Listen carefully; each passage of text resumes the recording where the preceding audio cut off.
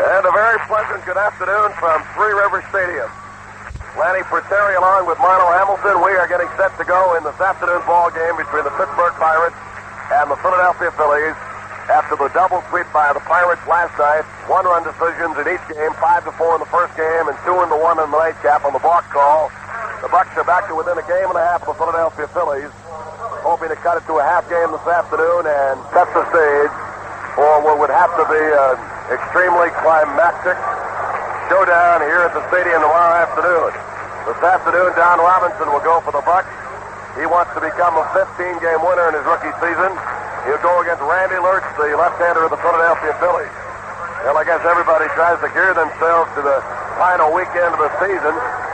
Try to stay 100% if you can. Well, I tell you, this comeback for the Bucs has just taken so much out of me that I don't know how much more the voice can take, but we're ready to go, and we're glad to have you with us this afternoon. Our broadcast of the action from Three River Stadium, the Pittsburgh Pirates against the Philadelphia Phillies, brought to you in part by the folks at Chevrolet, along with Chevrolet dealers coast to coast, who invite you to come on in and see a winning lineup of cars for 1979. By Anheuser-Busch, brewers of Budweiser, the king of beers. There's no better way to relax than with the easy taste of Budweiser. By Mail Pouch Tobacco, the chew with a satisfying taste unlike any other, so treat yourself to the best Mail Pouch. And by Champion Spark Plugs for super starts and better mileage. Treat your car to a fresh set of Champions no matter what you drive. You can't buy a better plug. Our broadcast is authorized under broadcasting rights granted by the Pittsburgh Pirates solely for the entertainment of our listening audience. Any publication, rebroadcast, or other use of the description and accounts of this game without the express written consent of the Pittsburgh Pirates is prohibited. Under the contractual arrangements with the Pirates for this broadcast, the announcers for this game have been selected by station KDKA, subject to the approval of the Pittsburgh Pirates baseball team. Messages promoting attendance at Pirate games are paid for by the Pittsburgh Athletic Company, Incorporated. Take a look at the starting lineup. Not too many major changes. First for the Phillies, Jake McBride will be leading off and playing right field against the right-hander Don Robinson. Larry Bowa will bat in the number 2 spot. They're switch-hitting shortstop. Gary Maddox will be hitting third and playing center field. Greg Lazinski will be in the number 4 spot for the Phillies. The Bull hit his 34th home run of the year in last night's second game, but that was the only run for the Phillies as the Pirates won the game. Lazinski batting fourth this afternoon and playing left field. Richie Hebner will hit number 5. He'll be at first base for the Phillies. Mike Schmidt will bat 6th. He'll be at third base. Bob Boone doing the catching will bat 7th. Ned Sizemore in the number 8 spot will be at second base. And Randy Lurch hitting in the number 9 hole and doing the pitching. So once again for the Phillies, it's McBride followed by Boa and Maddox. The middle third includes Lazinski, Hebner, and Schmidt. And the bottom third, Boone, Sizemore, and Lurch. Now the starting lineup for the Pittsburgh Pirates. And here's how Chuck Tanner has penciled him in for this big game this afternoon. Frank Tavares in his shortstop leading off. Frank has had 4 hits in the series thus far. 4 hits in the doubleheader last night. Omar Moreno, he had 3 hits in the doubleheader last night. He'll bat second and play center field. Dave Parker leading the National League in his batting average of .334. He'll be batting third, playing right field. Bill Robinson in the number 4 spot for the Bucs. He'll be in left field. Willie Stargell hitting number 5 at first base. Bill Garner at second base, batting 6th. And listen to this crowd. They're anticipating the arrival of the Bucs down the field, and there they go, decked out in their all-gold uniforms this afternoon. So it's Garner 6th and playing second base. Dale Berra batting 7th at third base. Now the Bucs, as they take the field, are the recipients of a standing ovation from a sizable crowd this afternoon. Still seats available. We invite you to come on out and see the Bucs in action today. Berra batting 7th, playing third base. Ed Ott will do the catching and bat 8th. And Don Robinson batting in the number 9 spot. He'll do the pitching. So once again for the Bucs, it's Tavares followed by Moreno and Parker. The middle third includes Robinson, Stargell, and Garner. Bill Robinson, that is. The bottom third, Berra, Ott, and Don Robinson. The umpires for this afternoon ball game, Zach Davidson behind the plate. He'll make the decisions on balls and strikes. Ed Fargo at first base. Paul Pryor is second. Terry Tate is the umpire at third. Well, Marlo, fortunately for our listeners, they won't have to sit through me for an awful long time. I know your dulcet tones are 100%. You look about 5 years younger to me today. Get caught up in this fever, huh? It's something. It's really something. This standing ovation they gave this team when they went out on the field. They are ready for things to erupt here again. How about Scrap Iron? Thanking the fans for their support last night. All right, we are ready. Big McBride, 266 batting average, 10 homers, 50 runs batted in. Boy, I tell you, what a day here. Fabulous, beautiful weather. The atmosphere, you can cut it with a knife. And Big McBride, who last night went 2 for 8 and drove in 4 runs, all in the first game in that RBI column. Could have worn the hero's mantle, but instead took the goat's horns when he didn't catch a fly ball in the 9th inning of the first game. And first pitch spins him around. Chin music just started. McBride against us is hitting 250. Bo is on deck. Then it'll be Maddox. John Robinson, 21 years old. Into the wind, and a pitch on the way. Swinging, and he pops it up. Should be easy into shallow center. Moreno coming a long way, but he's going to be there. It was a very high fly ball into shallow center. And Moreno went out. I'd see if I can get any clue as to why that ball didn't carry any better. Geiner went out. The wind must have brought it back a little bit because Moreno ended up having to come a long way for that ball. Here's Larry Ball, wore a size 8 collar in last night's doubleheader. He's their leading hitter, batting .295. He's a switch hitter. And the pitch. High on a fastball, 1-0.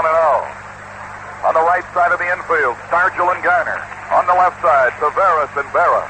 Outfield left to right, Bill Robinson, Omar Moreno, and Dave Parker. 1-0 pitch to Boa. Shows bunt. Took it up high, ball 2. Ed Ott, who caught a doubleheader last night, catching here again today. Don Robinson and Randy Lurch, righty against lefty today. And here's Don Robinson, 2-0 to Boa. And called that a ball. Looks like a pretty good pitch. Falling behind Boa, 3-0. Onyx is on deck to the left. That's a strike, make it 3-1. Shirt sleeve crowds the day before October breaks upon it. Couldn't be better for the weather. And last night's excitement kept this town going gaga, and why not? 2 thrilling 9th inning finishes. 3 balls and a strike to Boa. Don Robinson delivers to him, and a strike right down the middle at 3-2. I got a feeling that the take sign was on there. He never offered at all. Well, they tried to get him on, try to manufacture something. Now, the 3-2 pitch on the way, and he pops it up.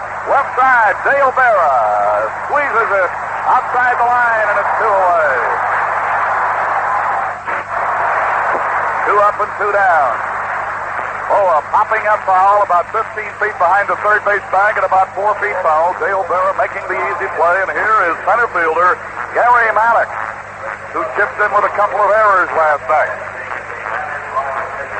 Maddox is hitting .284. Leads them in doubles with 34. He has 11 home runs and 67 ribbies, and he leads them in stolen bases with 33. Maddox last night 1 for 7. The pitch swung on, line drive, single, center field. Hangs on a rope as Moreno plays it on the first bounce. So the first hit of the game belongs to Gary Maddox, and it brings up the Bull, Greg Luzinski. Hit a home run up into the lower club level last night up above the left field pavilion. He's so strong his muscles have muscle.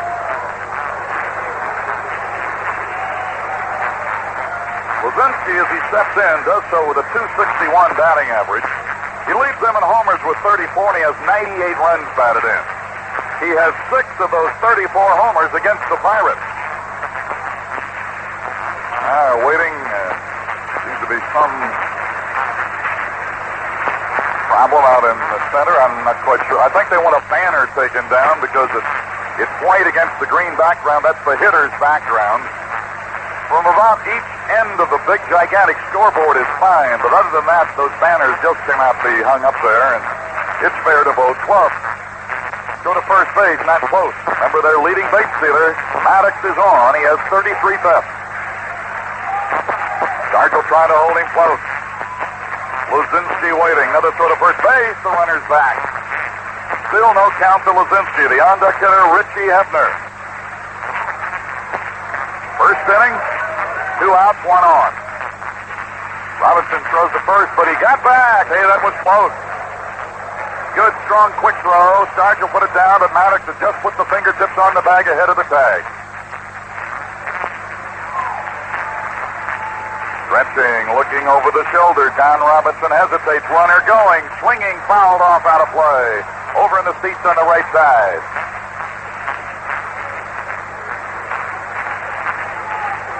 So we've come down to this. The final weekend. We're a game and a half apart with 2 games left for the Phillies. Hopefully 3 games left for the Bucks. And they got to win every one of them. No balls and 1 strike. The Pirates coming in with 24 straight wins here at Three Rivers. All right, now Don Robinson looking down in to read the sign from Ed out again. Maddox has been going on the preceding pitch. He goes right back to a pretty good lead. He's got that front foot out on the edge of the carpet. Robbie chases him back, doesn't get him. No balls, 1 strike to Greg Luzinski, 2 for 7 in the series. Won the tape measure home run last night. And now Danny Ozark coming out, asking the plate umpire about something. He might be wondering if Robinson's move to first base is legal. But I got to think also this is a bit of gamesmanship, too. They know they got a young 21-year-old right-hander on the mound in a big game, and they figure, look, let's make him think maybe he is doing something wrong. And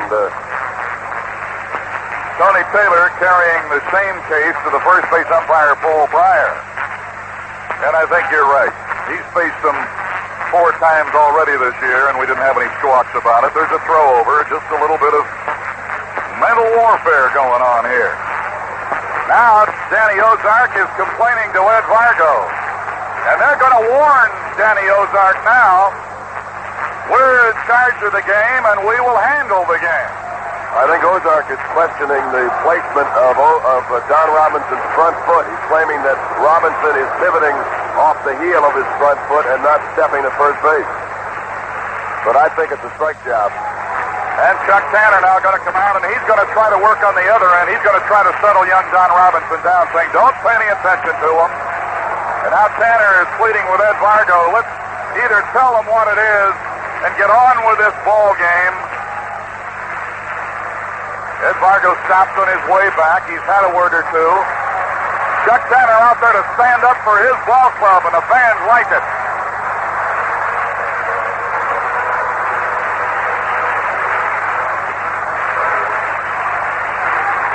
You've got a no-ball, 1 strike count on Greg Luzinski.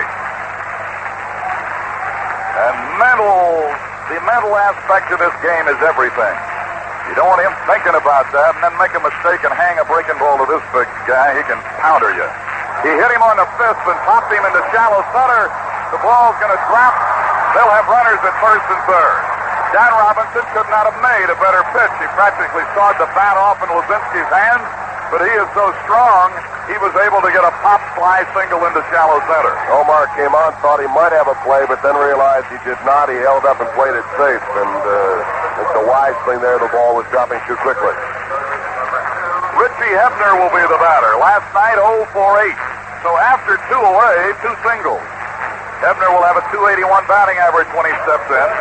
17 homers for the former Pirate and 67 runs batted in.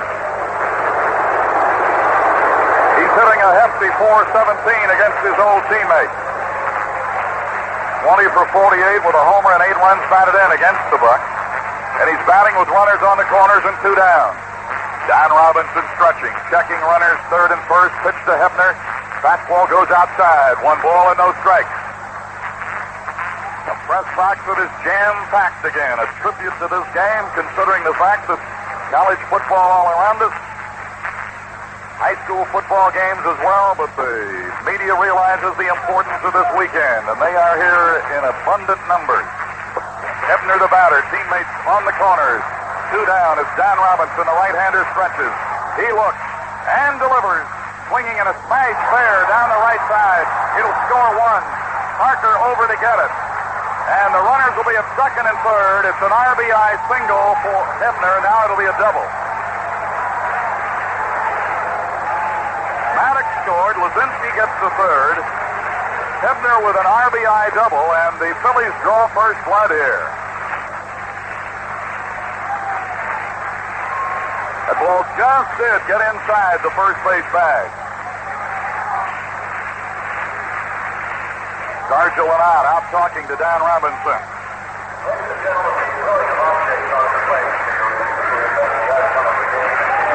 1-0 Philadelphia. The batter will be the third baseman, Mike Schmidt.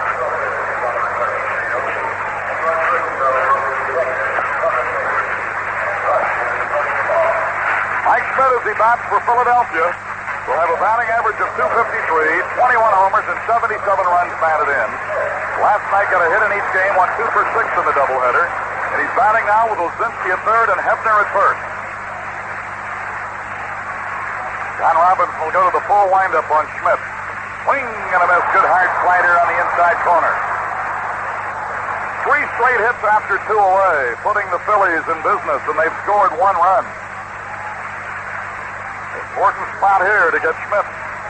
The on-deck hitter is the catcher, Bob Boone. Takes a look at the runners, now delivers to Schmidt. Up and in, too tight with a fastball, 1 ball, 1 strike. So Mike Schmidt,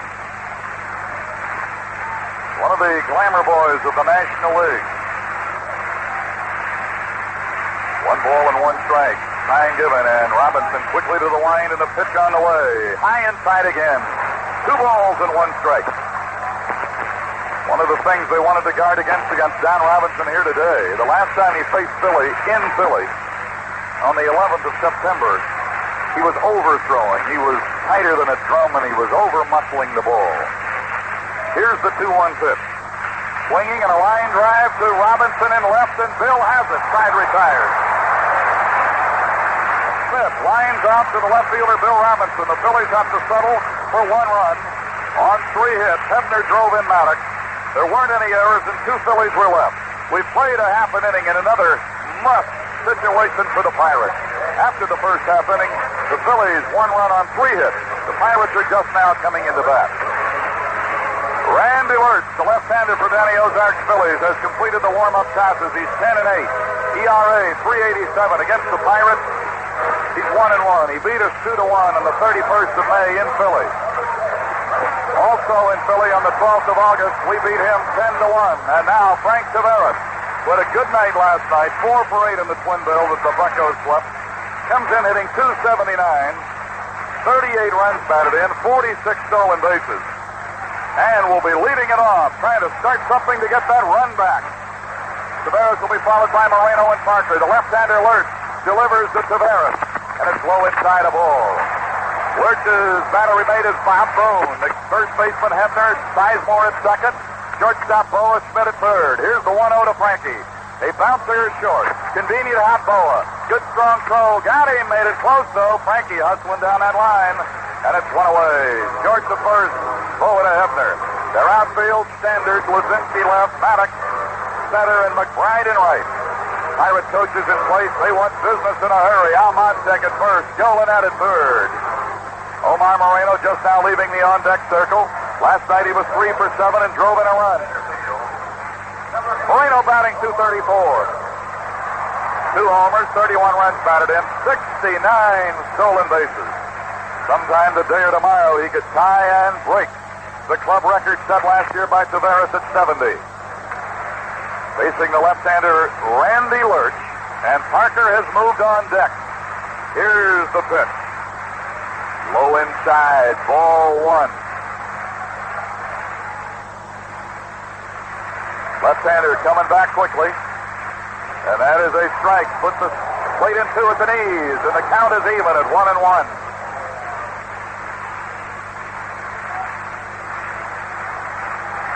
Lertz working in the first. He's got a 1-0 lead. Here's the pitch. Breaking ball down and out. 2 balls, 1 strike.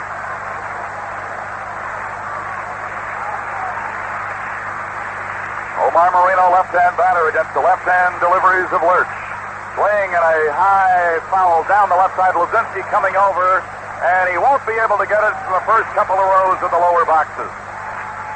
An interesting note and quite a tribute to a young man from Washington, Pennsylvania. If you fans with the radio see that St. Pennant sign out on the wall in right center looks a little cleaner today, it's because it's brand new. Howie Millick, a young man from Washington, made the other one. Last night, some fans with less than common sense took it away from him and tore it to bits. He stayed up all night making a new one to replace it. Nice going, Howie Millick. St. Pennant. St. Pennant. Here's the 2-2 pitch. And a breaking pitch was something off, too close to the letters. 3 balls, 2 strikes. Well, that is dedication. Well, Howie and his dad, Howie and his dad were in New York recently on that Shea Stadium trip that brought the pennant along. All right, a payoff pitch to Moreno. Down and out, he walked him. A walk to Moreno. Now you got the leading base stealer on. And when the Cobra comes out, this crowd will be ready for some action. The league's leading hitter is ready to step to the plate.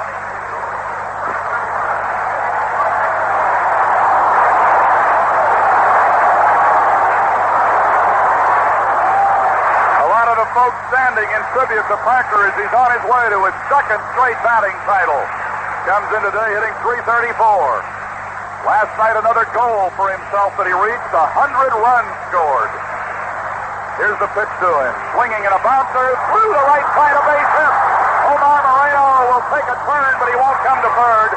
The ball was hit too sharply. And the Parker continues to be as hot as a depot stove.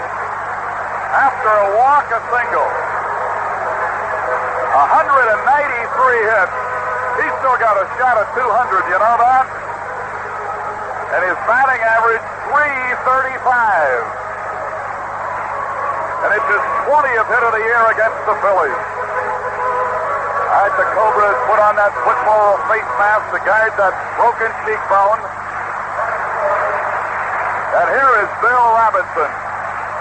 Bill hitting .243, 14 homers, 79 runs batted in.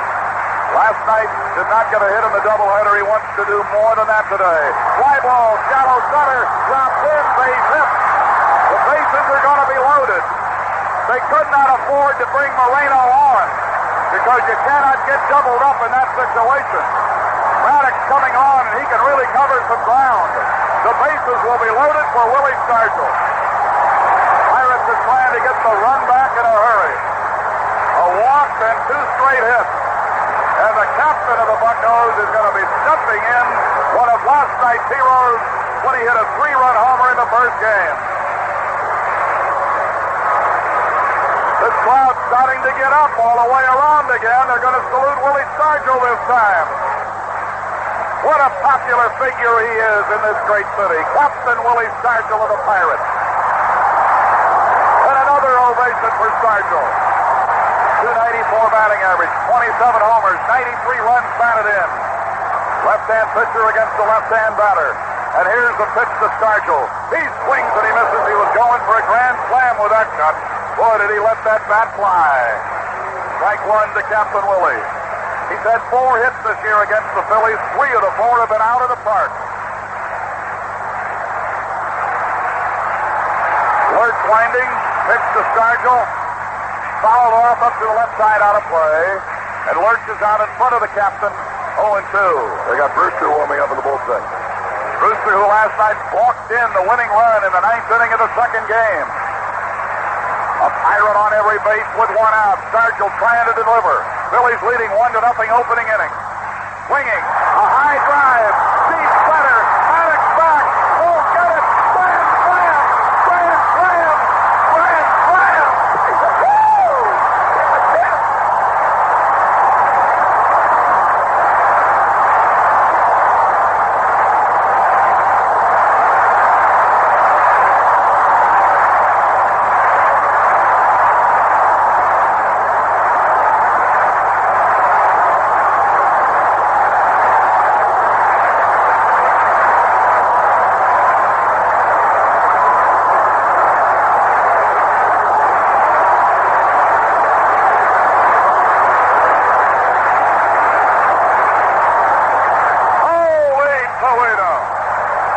about that? Will catch Philly with Willie. Garner shows butt. Took it high outside of ball. Slam, Sargel. 28 homers, 97 RBIs. Comeback of the year. Give him the trophy today. Here's the pitch to Garner. High outside, ball 2.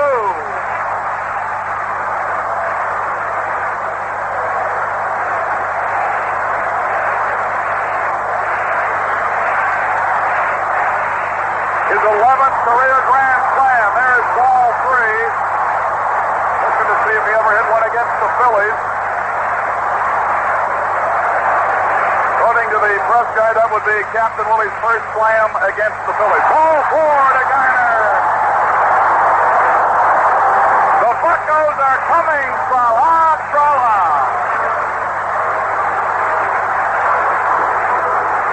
Second walk of the inning. Ray Ripplemeyer, the pitching coach, is on the way. Captain Willie Stargell hit a grand slam home run over the center field wagon gate. Maddox got with it about 20 feet of the wall and said, "Oh, shucks." Was that paraphrased or was that an exact quote? It was close enough to use, I'll tell you that.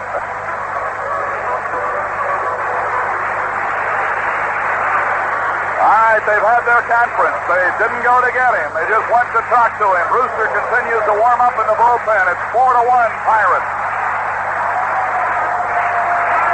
Here is Dale Berra. The stretch pitch to him. It's a strike call in the inside corner. This crowd is still in a dither over Willie Stargell. Get a towering home run for a grand slam. Throw to first, not in time on Garner. Garner, who was honored before the game, receiving his watch from president of the league, Chuck Feeney, for being co-player of the week with Parker. There's a slow roller up the third base side foul, and it's 0-2. No balls and 2 strikes. We got a runner at first base, Phil Garner. Dale Berra is the hitter with 0-2. The on-deck hitter is the catcher, Ed Ott. And the chant of "Let's Go Bucks" rings through Three Rivers. Let them hear it out at Pitt Stadium. There's a ball high and outside. Let them know there's another game in town. Baseball is still very much with us here. Not to take anything away from the Panthers. I hope they win 50-0. Here's the pitch, swinging and a looping pop out into shallow, right behind the second baseman. Sizemore grabs it. When it started out, it looked like it had a chance to drop behind him. But it was a dying quail, as it turned out. That makes it 2 away and brings up Ed Ott, one of the heroes in last night's first game.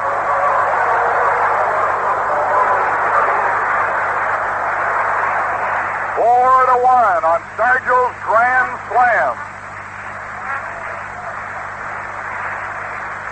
Left-hand pitcher, left-hand batter. The pitch. Big breaking ball, low outside. The Pirates have hit 7 grand slams this year, compared to only 4 all last year. There's a high pop foul out of play over to the left side. Bill Robinson against the Cubs. Sennett against Montreal. Milner against New York. Milner against Chicago. Garner against the Cardinals. Garner against Montreal. And today, Stargell against the Phillies. Go to first, not in time. So it's been a grand slam year, and there's one thing that'll really make it a grand slam. Win today, win tomorrow. Runner going. Swing and a miss, throw down, too high, stolen base. Garner steals second, his 27th of the year. Boone muscled up on his throw, it was too high. Stolen base, 207 for the club. So there's a duck on the pond for Ed Ott.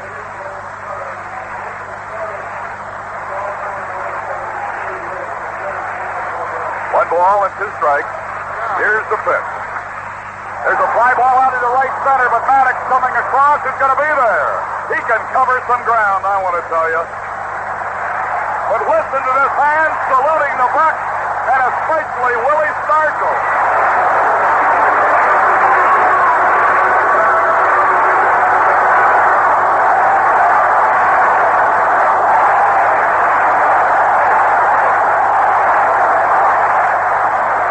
Willie tips his cap to a standing ovation. We played one inning. It's the Pirates 4 and the Phillies 1. Well, when I said this crowd was ready to erupt about 10 minutes ago, I didn't know how ready they were. Boy, did they ever let Stargell have it. He now has 11 grand slams. Ralph Kiner had 12, Rogers Hornsby 12, Ernie Banks 12, Gil Hodges 14, Aaron 16. McCovey started the year as the all-time leader in this league with 18. Here is the pitch to Boone, and a strike is called. We're underway in the second inning. The bottom third of the order, Boone, Sizemore, and maybe Lurch. Boone, right-hand batter, good receiver, and having a good year with the bat, hitting .281. There's a line drive into left field for a base hit. Robinson over quickly to play it to keep it from going to the corner. It's a leadoff single for Boone. He hit a 3-2 pitch. A line drive. Berra leaped as high as he could, but it was still about 5 feet over him. So that is hit number 4 for the visiting Phillies. Puts a runner on with nobody out and brings up Ted Sizemore. Sizemore hitting .221, no homers, 24 runs batted in. In last night's doubleheader, the Phillies second baseman went 0 for 7.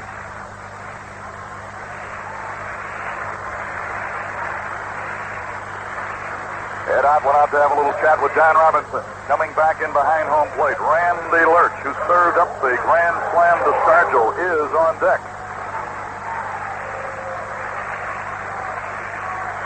John Robinson stretching. Looks back over the shoulder, delivers. High inside a ball, and it's 1-0. And now Larry Sherry is going to call time. The pitching coach wants to have a word with his prize pupil. Larry Sherry, make no bones about it, pushed John Robinson from practically the first week of spring training on that he was good enough to make this club. And the youngster responded to that treatment, and he pitched his way onto the staff. And here he is with a chance to win the biggest game of his young career and take another notch in that Rookie of the Year award balloting. And Larry Sherry knows something about being a good rookie pitcher. He was a good one with the Dodgers, no doubt about it. They're a little alike, too, you know that? Yes, they are. 1 ball, no strikes, pitch on the way. And a strike with a slider, 1 ball, 1 strike.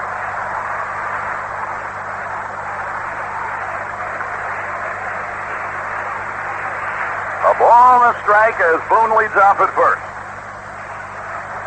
John Robinson comes past the letters, hesitates there. Checks the runner again. 1-1 to Sizemore. Strike called outside corner at the knees.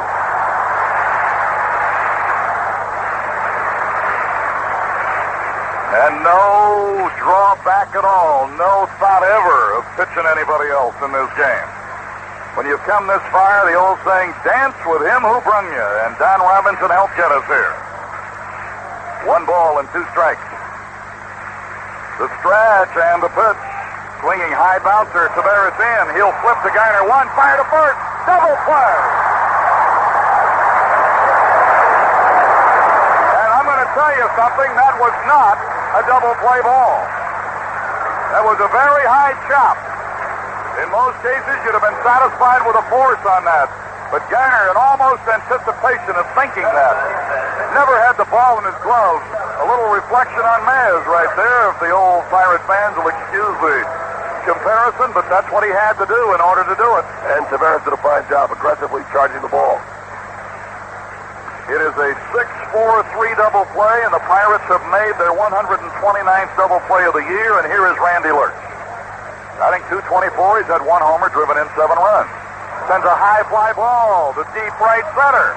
Moreno back, he'll never get it, it's gone. And John Robinson kicking the mound. He'd likely be kicking himself in the seat of the pants. As Randy Lurch hits a home run of his own. It's his second of the year. He hit it over the deep right center field fence, and that makes it 4-2.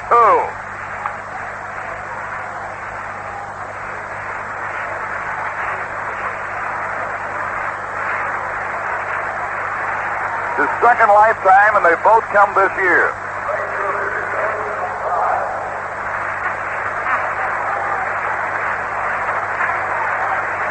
Here's Bake McBride, flying to center in the first inning to start the game. Pitch on the way. Fly ball, left center. Moreno in track of it. He's right there. Side retires. McBride out on a fly ball to fairly deep left center. 1 run on 2 hits. It broke out in a strange place like last night with Slugger Keeson. And Lurch homers for the run. No errors and nobody left. We played an inning and a half. It's the Pirates 4, the Phillies 2. Randy Lurch, who homered to get himself back within 2, is ready to work in the bottom of the second, and he'll be doing it against John Robinson, who has been our best hitting pitcher as far as number of hits. As a rookie, he has collected 19 hits. And he's going to lead it off in the bottom of the second inning.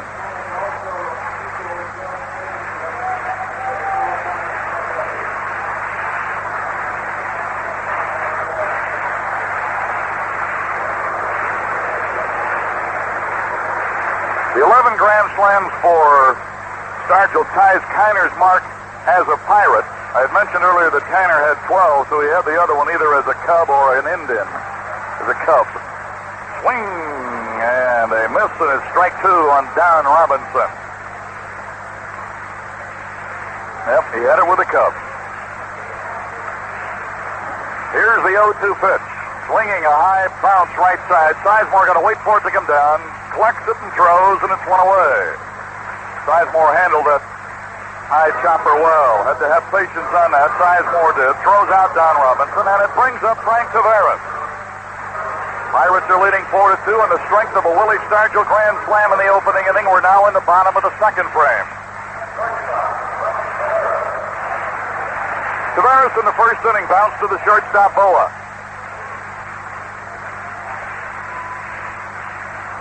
And Lurch's pitch to him is down low. 1 ball, no strikes. Nobody on base, 1 away.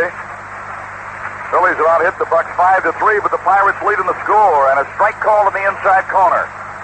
1-1 to the Pirate shortstop Frank Tavares with Omar Moreno on deck. 1 ball, 1 strike. Lurch kicks and fires. A bouncer right at Sizemore, convenient big hop, throws on to Hebner, and it's 2 away. 2 plays second to first, getting Don Robinson and Frank Tavares. And now it will bring up center fielder Omar Moreno, who started the upsurge in the first with a walk. Parker followed with a single through the right side. Bill Robinson got a single. And then Stargell unloaded over the center field fence with his grand slam. Here's Omar.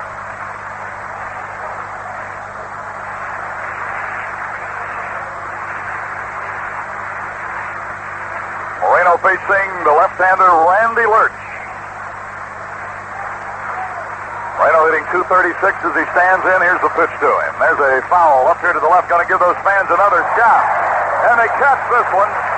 Same booth that they had trouble in before. But this one, what do you think the averages are on that? Of that happening twice in one day and giving them another shot. They'll never forget it. The excitement of the weekend and catching a foul ball in a club-level booth. A strike called on the outside corner. Lurch has Moreno in a hole, 0-2.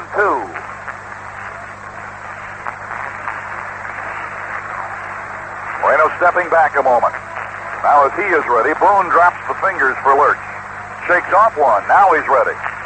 Here's the 0-2 pitch. Big breaking pitch with something off of it. Goes outside. 1 ball, 2 strikes. Omar laid off of that one. Something he's done a much better job on in the last 2 months. 1-2 pitch. Strike 3 called. Another tantalizing curve, but this one caught the strike zone. Omar caught looking. First strikeout for Lurch. After a shaky first inning, Lurch comes back with a 3-up, 3-down second. So we've played 2 innings. Milo Hamilton and Lanny Fratelli, as always, with the story. As we go to the third, it'll be Pittsburgh 4, Philadelphia 2. Getting ready to go to the third inning with the Pirates on top in a 4-2 game over Philadelphia. We're right at the top of the hour. Let's let all of our stations around the tri-state identify themselves right here on the Pirate Baseball Network. This is your Pirate Network for Keystone Country, WFBG-FM, Altoona. The time is 1 minute after 3 o'clock. Larry Boa, who popped up in the first inning to Barrow, will lead off the third for the Phillies. He steps in, and so does Lanny. Okay, thank you very much. Larry Boa is 0 for 1. He popped up to third baseman Barrow in the first inning. Steps in with a .294 batting average, 3 home runs, 43 runs batted in. Pirates in front 4-2 in the third. Don Robinson's pitch. Boa swings and fouls it back on the screen. Boa, Maddox, and Luzinski in the third. Phillies pretty much go with the same lineup in all 3 games, with the exception in the second game last night. They used McCarver behind the plate with Carlton on the mound. Robinson's 0-1 pitch. Swung on and popped up. Shallow right field. Garner out. Parker in. And Dave Parker will take charge. 1 away. Fly ball in the shallow right field. Ball flying out. Leading off the third. Bring up center fielder Gary Maddox. Maddox had the first of 3 straight singles after 2 out in the first inning and scored the opening Philadelphia run. 4-2, Pirates are leading. We're in the top of the third.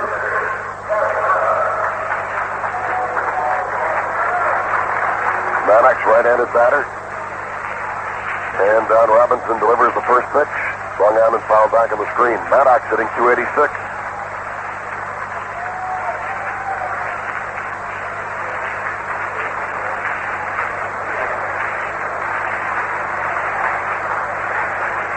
Gorgeous afternoon. This is just beautiful. Here's the 0-1 pitch. A shot back to the box just by the glove of Robinson out into center field. Hit number 2 for Maddox. That's hit number 6 for Philadelphia. Pirates are leading 4-2 on Willie Stargell's first inning grand slam. And that'll bring up left fielder Greg Luzinski for the Phillies. He had a base hit to center field in the first inning. Robinson's pitch to the plate, swung on and popped foul on a play on the right side. Strike 1. Maddox at first, 1 out. Robinson comes to the set, long hesitation. 1 strike pitch is fouled back. Pitch upstairs, 1 ball, or no balls and 2 strikes. Top of the third, Pirates leading 4-2. Willie Stargell with a first inning grand slam. 0-2 pitch struck him out. Number 1 for Don Robinson. Here's the pitch. Inside, it hit Hebner. Hit batsman. Caught him in the right arm. That is the first free pass issued in the ball game. Don Robinson gives the hit batsman to Hebner. Caught Hebner in the right arm. Pirates are leading 4-2. Phillies got single runs in the first and second innings. And Willie Stargell had the grand slam home run for the Bucks in the bottom of the first. And Mike Schmidt steps in. He lined out to left fielder Bill Robinson in the first.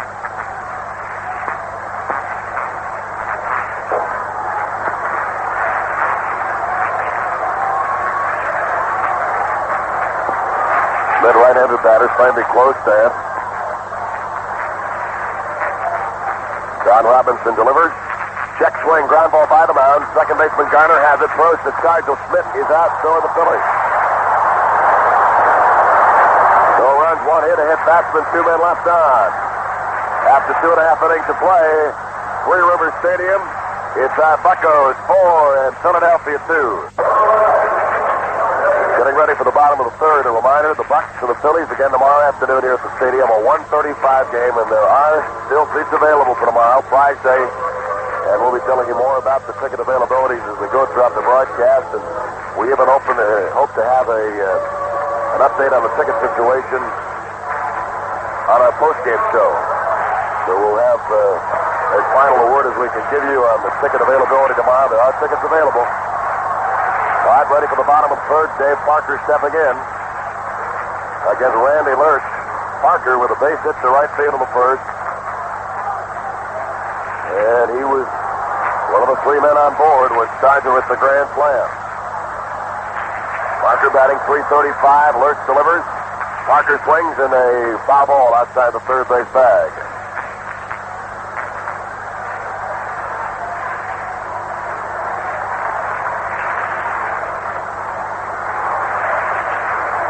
Parker batting third this afternoon. Joe Robinson in the cleanup spot. That's been standard lately for the Bucks against left-handed pitchers. Robinson bats fourth. Against right-handed pitchers, Bill moves down sixth, and Stargell bats fourth. Parker swings and golfs it foul into the box seat. Gets back out again. No balls and 2 strikes.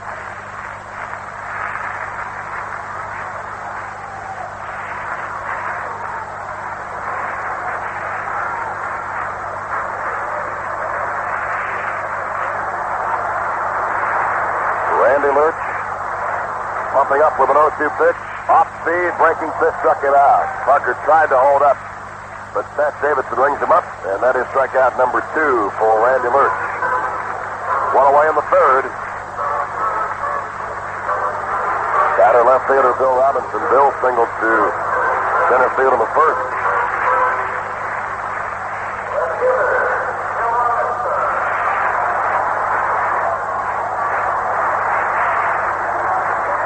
Pirates 4, Phillies 2, bottom of the third.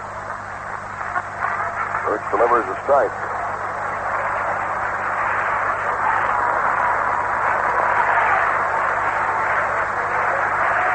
0-1 pitch. Swung on and missed. And it's no balls and 2 strikes. Nigel's on deck. 0-2 pitch. Swung on and missed. Threw a fastball up high and still chased a bad pitch. Struck him out. That's 3 strikeouts for Lurch. Here's Willie Stargell hit the grand slam in the first inning. And this veteran of the Bucks for so many years, a superstar here in Pittsburgh, receiving a standing ovation from the crowd here this afternoon. Stargell, the grand slam in the first inning, his 11th career grand slam, steps in, swings and misses, and a good rip foul tipped at strike 1. Willie batting .296, 28 home runs this year, 97 runs batted in. Check swing tapper right side, second baseman Sizemore charging it, has it flipped on to Hebner. Stargell's out. The Bucks are retired 1-2-3 in the third. And after 3 innings of play, Saturday afternoon action from Three Rivers Stadium. It's Pittsburgh Pirates 4 and the Philadelphia Phillies 2. I think a lot of the wives, everybody associated with the Bucks, and a lot of the fans, not much sleep last night. A lot of anxious moments, and a lot of people just wanted to sit up all night long last night and talk about the doubleheader victory. And we were ready for number 4. How much sleep did you get last night, Milo? Did you get enough? Well, I got to bed about 3. I woke up about every hour on the hour, replaying the finishes. Oh, it was quite a night. And the Buccos deserved it. They really battled them. All right, well, this is quite a day. Let's get number 4. All right, we're ready with Boone stepping in. He had a base hit in the second inning. He led off, and then was erased in a Sizemore bounce out the side of the double play. And he's up there now 1-1 against John Robinson. The Pirates are leading 4-2. And the first pitch right across the letters on the inside corner. No balls and 1 strike. John Robinson kicks and he brings it. Off speed, bounces short, great big hop. Tavares grabs, throws, got him. And it's 1 away. Frank Tavares throws out Bob Boone to start the 4th inning. That'll bring up second baseman Sizemore. Well, we've had an example of Buck power here today with a grand slam by the captain. We get some more on that mound with a hard-throwing right-hander, Don Robinson. And the Buck Brigade and Buck Power and head-on banners, Peak Troop, the Garner banners, all the ones out in right field. There's one that says Flatten the Phillies. You know what you should have done with that Flatten? You should have spelled Flatten, T-H. There's a line drive to center. Moreno in about 5 steps, and it's 2 down. Randy Lurch has been up once, and it was a big one for him. He had a home run over the deep right center field fence. North Carolina, the last we heard, was leading the Panthers 3-0. Here's the pitch. That's outside, a ball. 1-0 the count as Lurch bats with nobody on in front of him and 2 away. McBride would be next. We're in the 4th inning. Don Robinson working with a 2-run lead. Knocked him out of there. 2 balls, no strikes.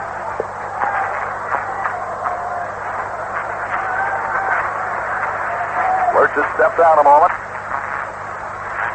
Now he's ready, and so's Robinson. And there's a strike right down the middle to make it 2-1. Tomorrow it'll be the Candyman. If that one's on the line, that was just the way Tanner had predicted it. If it comes to the game we need, the Candyman will be there. Here's the 2-1 pitch. And there's a drive into right field again. Parker at the wall, and it's gone. Another home run for Randy Lurch. He's doing it all himself. And he sprints around the bases. He doesn't bother with a home run trot. And it's 4-3. Now it's getting serious.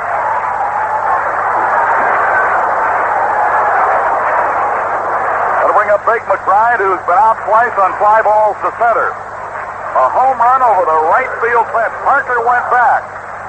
But then at the very last second, as he got to the wall, realized it was over him and gone. And it is 4-3. Randy Lurch has hit 2 solo homers. Don Robinson's got to shut the door. Here's the pitch. Swinging and a high foul. Out of play over to the left side. The rookie right-hander has now thrown 20 home run balls and 2 today to the opposing pitcher.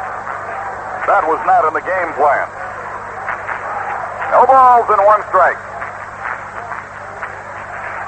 It's to McBride. Ball 1-1. Boa due up next. Phillies have out-hit the Pirates 7-3. The Pirates still clinging to a lead in a 4-3 game. The Willie Stargell grand slam is the only thing holding up right now, and that's the difference in this 4-3 Pirate lead. Here's the 1-1. Shows bunt, bunts it up the third base side. Bare hand won't be able to play it. It'll be a base hit. McBride with the element of surprise and just chopping at that ball and putting some backspin on it. And that is hit number 8. And that will bring up Larry Boa 0 for 2. He's 0 for 10 in the series.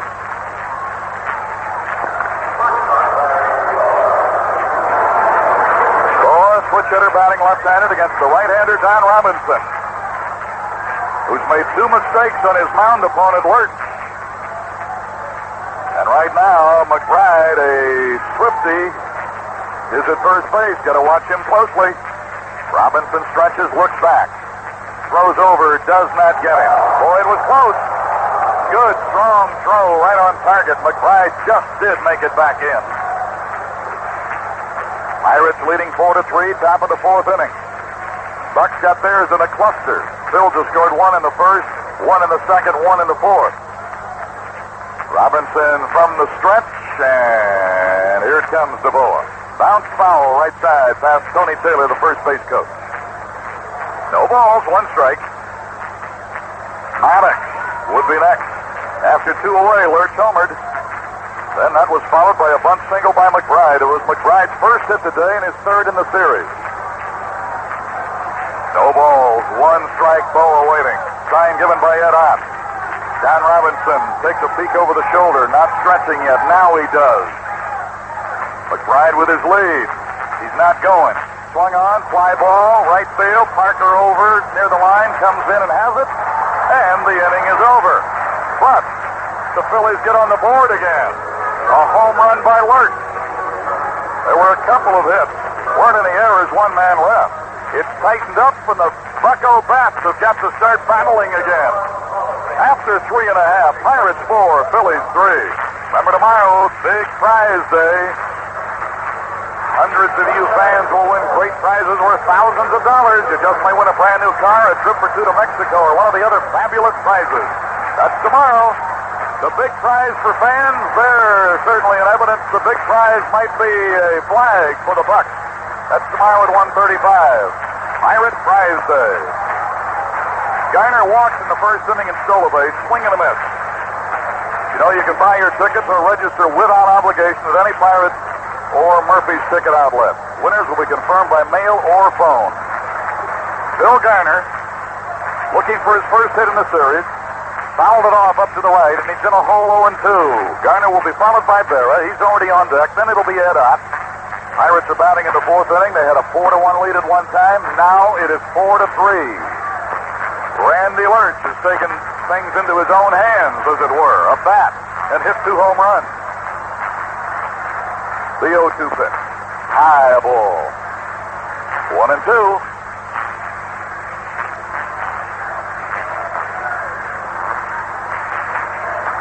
Lurch getting the sign. Garner waiting. 1-2 pitch. A bouncer third. Convenient big hop for a charging Schmidt. Throws on to first. Hey, that was close. Garner hustled down that line and made him get it there. Nobody will be disappointed in seeing somebody run down a base path like that. That was a very close play, as it turned out. Schmidt throws out Garner. One down in the fourth. Brings up third baseman Dale Berra. Berra popped up to Sizemore, the second baseman, in the opening inning. Starkel's grand slam has the Pirates in front, 4-3. Pitch to Berra, and a base hit, a tomahawk job, a pitch that was up. And a line drive single to center for Dale Berra, his first hit of the series. That is hit number 4 for the Pirates in the game. The Phillies have doubled the hit column, 8-4 on it. And now here is Ed Ott, who flied out to the center fielder in the opening inning. Ed Ott facing Randy Lurch. Don Robinson due up next. The crowd would like to see some more Bucko bats explode here. It's gotten down to a 1-run difference. Now the stretch and a look to first. Here's the pitch. Tried to go after a slow curve, but let it go by. Bob Boone wants an appeal. The plate umpire does. Third base umpire says no, he did not go after it. It's a ball. 1-0 to Ed Ott. Looks at Berra. Here's the pitch. Breaking pitch high. 2 balls, no strikes. The crowd trying to get things going again. Trying to be a disruptive force against the Phillies. I'll tell you one thing, it helped last night. You could tell this crowd was with them. 2 balls and no strikes. Now the throw to first, got a pickoff going. Throw down to the shortstop and they'll tag him out. That is a 1-3-6.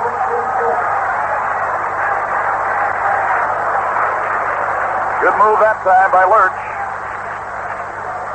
And Berra had no place to go but keep on going, hoping that Hefner would throw it wide to Boa, but he didn't do it. It's a 1-3-6. And now, with nobody on and 2 away, here's the pitch to Ed Ott. And that is a ball. 3 balls and no strikes. Ott batting 8th on Chuck's lineup card today. And that is low a ball. It gets away from the catcher. Ott's going to hustle down the line and make Boone go get it. And now he's going to have to throw it, and he does. So it is a walk to Ed Ott with 2 away. That is the third walk given up by Randy Lurch. And it'll bring up Don Robinson. Don Robinson in the second inning bounced out to Sizemore at second base. He'll be stepping in with Ed Ott at first and 2 away. Bottom of the fourth inning. Bucks knowing they have to win to stay alive. That's the simplicity of this game. There's a high bouncer out behind second. Shortstop throw safe. Boa couldn't get enough on the throw. Threw it in the dirt. It's safe everywhere. It's a base hit. On into second. Robinson gets a high chopper out over second base. Boa had to leap up to get it. Then when he threw the ball, he threw it way down low for Sizemore. Not in time. It is a base hit for Don Robinson. Robinson picking up his 20th hit as a pitcher in his rookie year. Now here is Frank Tavares. Pirates with 4 runs and 5 hits. The Phillies with 3 runs on 8 hits. There have been no errors in the early going. We're in the bottom of the fourth inning at Three Rivers. Frank Tavares hitless today. He's bounced out twice. Once to short and the other time to second. And as he steps in, the noise level comes up at Three Rivers. The pitch. Off speed, strike call. Barry Foote is trotting toward their bullpen. He's their number 2 catcher. I guess if you consider that McCarver usually only catches Carlton, Foote is the backup. Here's the pitch. Swinging, and he pops him up. Right side. Hebner with a play over by the coach's box. Hebner has it. Taveras is out, and so are the Pirates. Made some noise, but nobody stepped on that base station. No runs and 2 hits. No errors or caught stealing. 2 Pirates are left. There was also a walk in the inning. We played 4. It's nip and tuck here again. And after 4 innings, Pirates 4, Phillies 3. All right, as we get ready to go here to the 5th inning, the Pirates out in front 4-3 on a grand slam in the opening inning by Willie Stargell. Gives him 11 in his career. That ties Ralph Kiner on the Pirates all-time record. And I'll tell you this, that grand slam is the difference right now. Randy Lerch has hit 2 home runs for the Phillies off of Dan Robinson as we welcome the Cincinnati Reds network to our broadcast. See you Monday. Yeah. Get things ready at Riverfront. We're going to be there Monday for a 1 o'clock game. They've got a rain delay in the Cincinnati game, so they're carrying the Pirate-Philly game, and we welcome them aboard. It's 4-3 Pittsburgh. Don Robinson is getting ready to work the 5th inning against Gary Maddox, who is 2 for 2, Greg Luzinski 1 for 2, and Hebner, who is 1 for 1 with an RBI.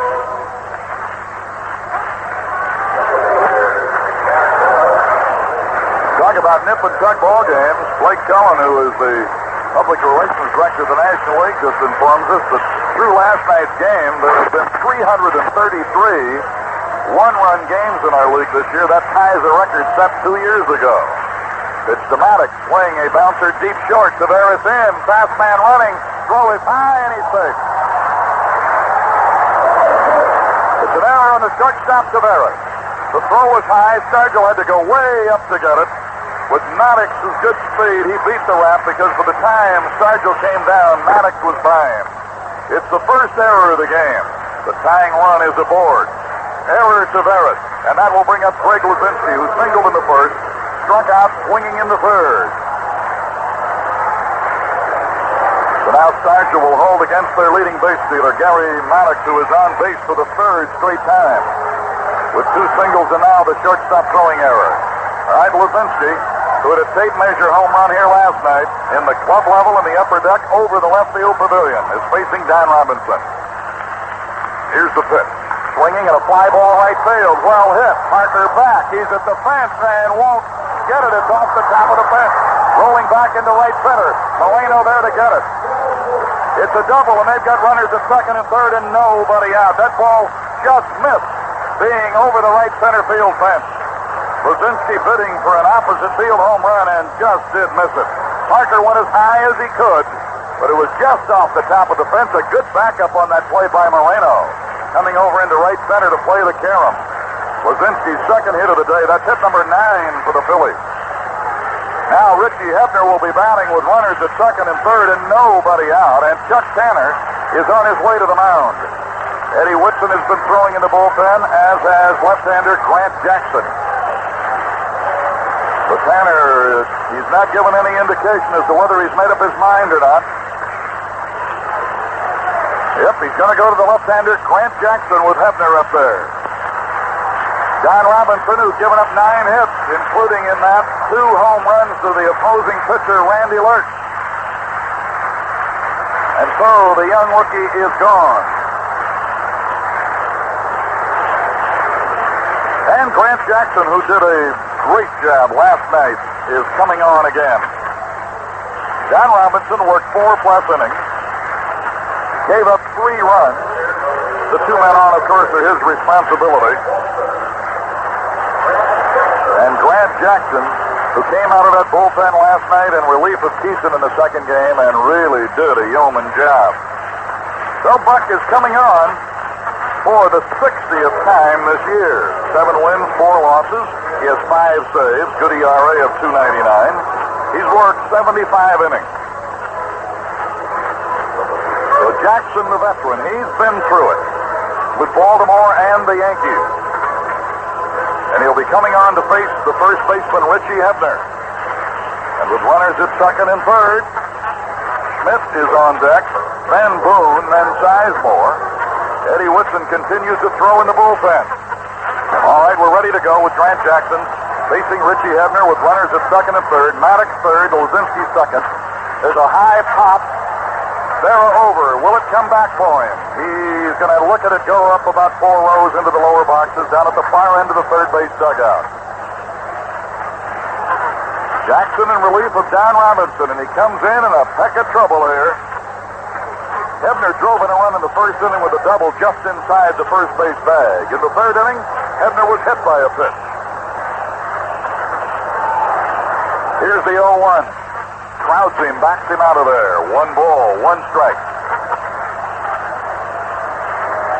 Phillies are batting in the 5th. They fell behind 4-1, but they are making a comeback here.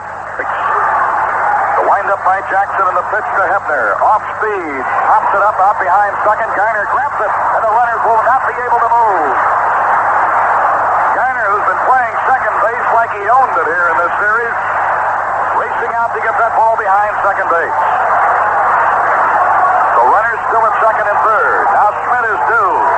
Schmidt has lined to left and bounced to second. Stargell came over to say something to Grant Jackson. Now he's going over to first base.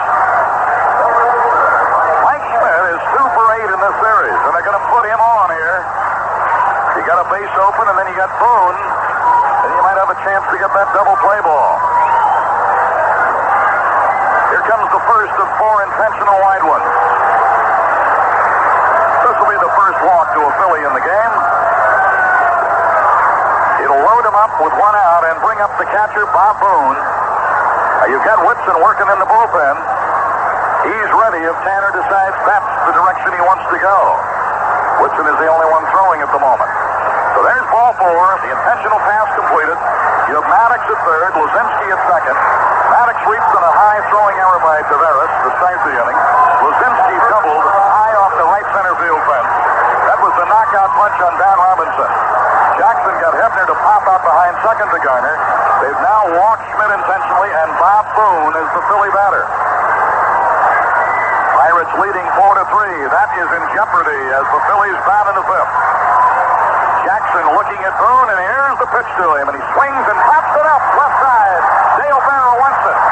Infield fly rule is in effect. He squeezes it 2 away.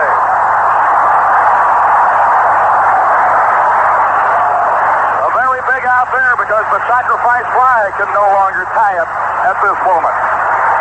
And now Sizemore, who is hit into a double play and lined to center, will be the batter. And Danny Ozark is coming out. He wants to say something to the plate umpire. Danny Ozark has had more time today on the field than some of the players.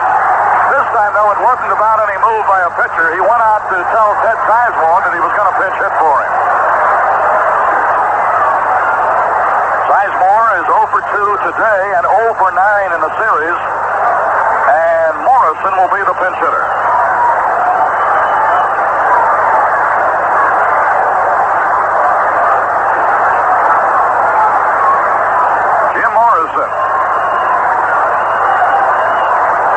He's been doing with his bat. Morrison batting 154, but he has 3 homers and 10 RBIs. And Chuck Tanner comes out, asks the plate umpire, have you announced him? Morrison did not appear in last night's doubleheader. Morrison against us for the year is 0 for 12.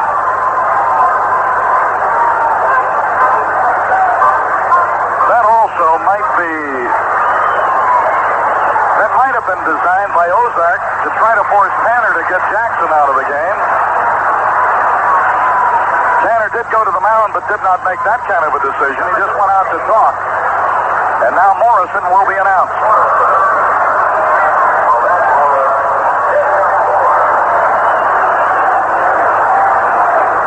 Morrison, an infielder. He's come back to the on-deck circle and is working on the bat handle. The bases are loaded with Phillies. Grant Jackson came on in relief of Don Robinson. He's trying to hold the Bucks to their 1-run difference here. Pirates 4 runs, 5 hits. Got all 4 in a cluster in the first inning when Captain Willie Stargell hit a grand slam over the wagon gate in deep center. Hit it off of Randy Lurch. But Lurch has since hit 2 of his own. Phillies 3 runs, 9 hits. The bases are loaded with 2 away. Morrison, a right-hand batter. Now you've got a speed merchant and Maddox at third. Might watch for something here. Because Morrison came back and had a long talk after he was announced with Danny Ozark. Jackson's pitch to him. And it's a ball outside and low. Ball 1, no strikes. Morrison stepping out, still trying to get loose. Randy Lurch, he of the 2 home runs in 2 trips today, is on deck. 1 ball and no strikes. Jackson glancing to third, delivering to Morrison, swinging a foul into the backstop, count even at 1-1. A ball and a strike. Grant Jackson, who did really a marvelous job last night, trying to do it again here. Jackson worked an inning and 2/3 in a strong relief stint last night. Kent McCovey was the winner in both ends of last night's victorious doubleheader. Here's the 1-1 pitch. Swinging a foul off to the right, back into the seat. 1 ball, 2 strikes. This crowd pulling now for Jackson.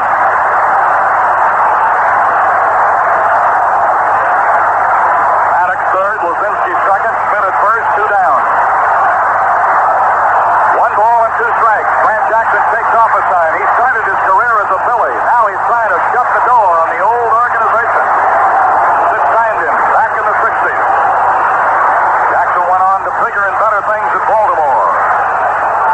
And now in his second year as a Pirate, working much more and been more effective in 1978. And now the crowd brings up their roar again as Morrison steps back in as he pinch hits for Sizemore. 1-2 pitch. Off-speed pitch high outside, didn't go for it.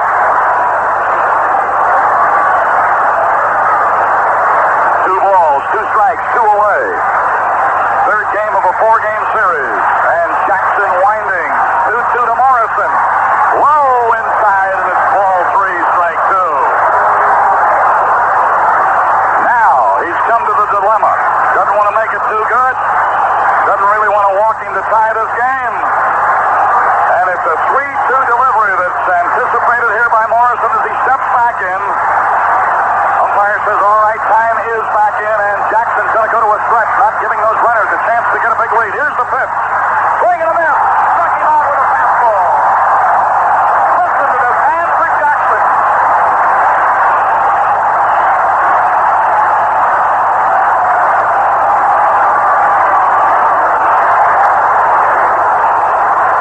What a job by Jackson. Stonewall Jackson has shut the door on the Phillies.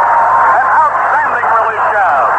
We've reached the halfway point of this game. We're in the middle of the 5th, and after 4.5 at 3 Rivers, excitement reigns supreme here as the battling Bucks are doing just that. It's the Pirates 4 and the Phillies 3.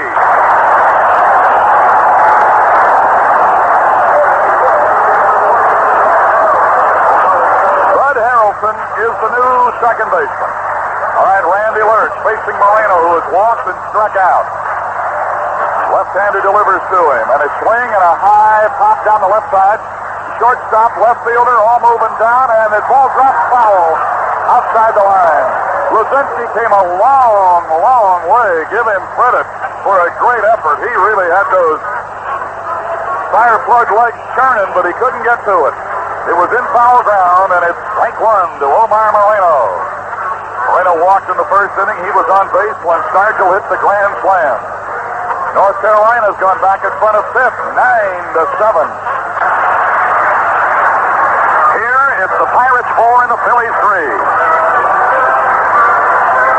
Omar Moreno came over to the on-deck circle, working on that bat handle a little bit. Right over there by Parker, the on-deck hitter.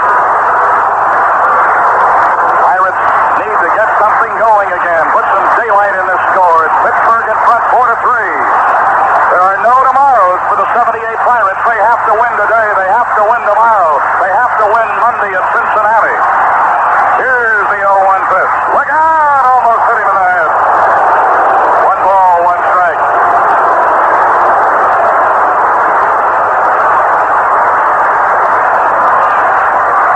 Strange things happening. Back in the middle of August, waited at Philadelphia, dropped 11 and a half games back. Now the shoe is on the other foot. If the Bucks can keep it going. He bunts it up in the air. It's up on the screen. He was trying to drag that one, and he popped it up foul up on the screen. 1 ball and 2 strikes. Moreno stepping out, looking at his third base coach, Joe Lynette. Randy Lurch has kept himself in this ball game with his bat. He has hit 2 home runs. Gave up a grand slam to Stargell in the first inning. It's 4-3 Pittsburgh, bottom of the 5th. A good Saturday afternoon crowd after almost 50 in here last night for the doubleheader. 1 ball and 2 strikes and a pitch on the way. Swing and a foul, he's still alive. That one fouled off of his left instep.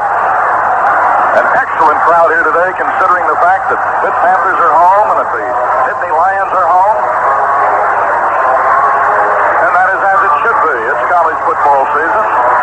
But I'll tell you, there's a lot of baseball fans still interested in what the Buccos do with the Phillies. And if we win tomorrow, they ought to put them in here tomorrow with a shoehorn. Not only is it prize day for the fans with all those gifts, but the biggest prize of all might be dangled for the taking, the Eastern Division flag, and that's what the Bucks are hanging on and battling to do here. 1 ball and 2 strikes. Moreno waiting. Randy Lurch delivers. Swing and a miss. Struck him out. Second straight time he's gotten him. That's 4 strikeouts for Lurch. Makes it 1 away in the bottom of the 5th and brings up Parker, who is 1 for 2.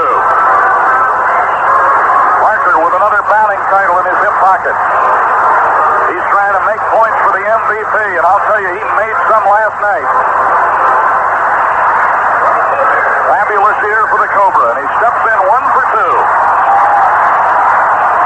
And a base hit in the first inning through the right side, and the third inning struck out swinging. He's at 5 for 10 in the series. He's batting .334. Here's the pitch. There's a looping fly ball left center, and Maddox is going to be there. Gary Maddox breaking quickly to catch that one, and it's 2 down. So Parker's out, and it'll bring up Bill Robinson, who had a base hit in the first, struck out swinging in the third. Lurch has given up 5 hits. Struck out 4, has walked 3.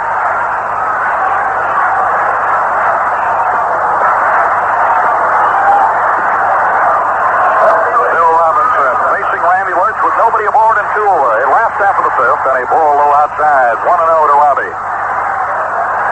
Captain Willie moves on deck. He unloaded on Lurch with a slammer over the center field wagon gate in the first inning. There is a high drive that's going to go foul way down the left side. Going to end up in our bullpen, and it's 1 ball and 1 strike. Bill Robinson, batting .244. He's driven in 79 runs. 14 homers. Lurch with a sign into the motion. 1-1 pitch. Outside high. Well, I tell you, the job that Jackson did in the top of this inning when he inherited a full-blown mess. Get Boone to pop up with the bases loaded, struck out pinch hitter Morrison with the bases loaded, and ended the Philly threat. That's the ball outside. 3-1 to Bill Robinson as he pops in the 5th inning. Pirates leading by a run in a 4-3 game. The 3-1 to Bill Robinson is swung on. Smashed right at third. Mike Schmidt with a long throw across. Got him. 3 up, 3 down. Third to first. Mike Schmidt to Hebner. We have played 5 complete innings. And still anybody's game. The Bucks right now are leading. We'll go to the 6th with the Pirates 4 and the Phillies 3. And as we get ready to go to the 6th inning, Buck Jackson is going to be looking at a pinch hitter, Jose Cardinal.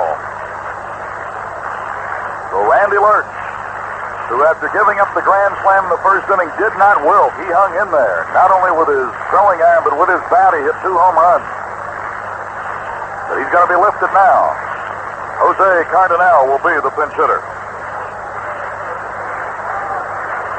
Grant Jackson winding, and here's the pitch to Cardinal. Swings and fouls it up on the top of the screen. The Lurch has been lifted in favor of Cardinal. And McBride due up next. Yankees leading Cleveland 7-0 after 5. Figueroa pitching for the Punch Bombers, and a ball high outside. Boston in front of Toronto, 5-1 after 5. That keeps up. They'll go to the final day a game apart with the Yankees in the driver's seat. 1 ball and 1 strike. Pinch hitter Cardinal waiting. Sign given by Ed Ott. And Jackson pitch to him. That is a strike call. Breaking pitch. Put the plate into at the knees. And it's 1 ball and 2 strikes. The Pirates and the Phillies battling right down to the wire. Jackson's pitch to Cardinal. Swing and a miss, and he struck him out with a fastball. Second strikeout for Jackson. Third strikeout of a Philly in the game. Second straight pinch hitter that Jackson has made their strikeout victim, and it brings up Blake McBride. Blake McBride has flied to center twice, had a base hit that was a bunt single in the 4th inning. He'll be batting here with nobody on in front of him and 1 away. Top of the 6th inning. Jackson looking around. I think he wants Bill Robinson to shallow up a bit in left field. Also move a little toward the line. Dropped down sidearm, and the ball hit the bag and jumped out into right field down the line where Geiner will grab it quickly. Then looking to throw to second, but McBride, realizing Geiner had made the excellent play out there, decided, hey, a short turn will be enough.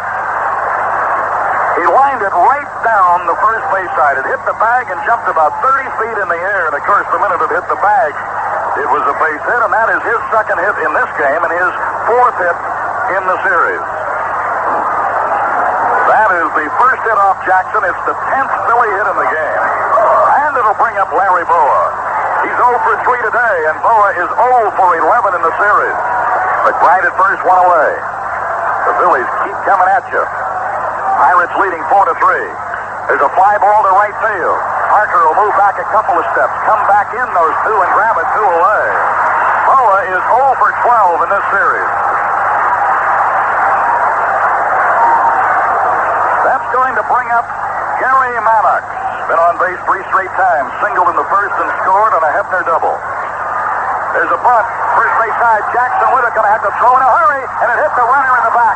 But Geiner again backing up. Now to throw over toward third. It'll be safe at third base.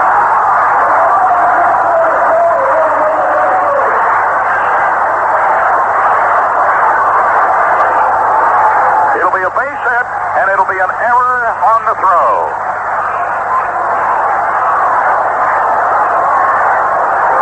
Second Pirate error. Maddox is 3 for 4 today. Running it up the first base side. Chuck Tanner came to ask the umpire if he was sure that the runner was in that lane. We've had a few of those calls this year go against us, and it was worth the ask. So that's 11 hits for the Phillies, and here comes Lazinski. He has singled and doubled. He's 2 for 3 today. He's 4 for 10 in the series. He's mounting with runners on the corners and 2 down. And Grant Jackson's going to look at the bull. He's waiting for Jackson to stretch. Here's the pitch. Swing, and there's a drive. The ballpark will never hold it. It's a home run into the left field pavilion, and the Phillies have taken the lead.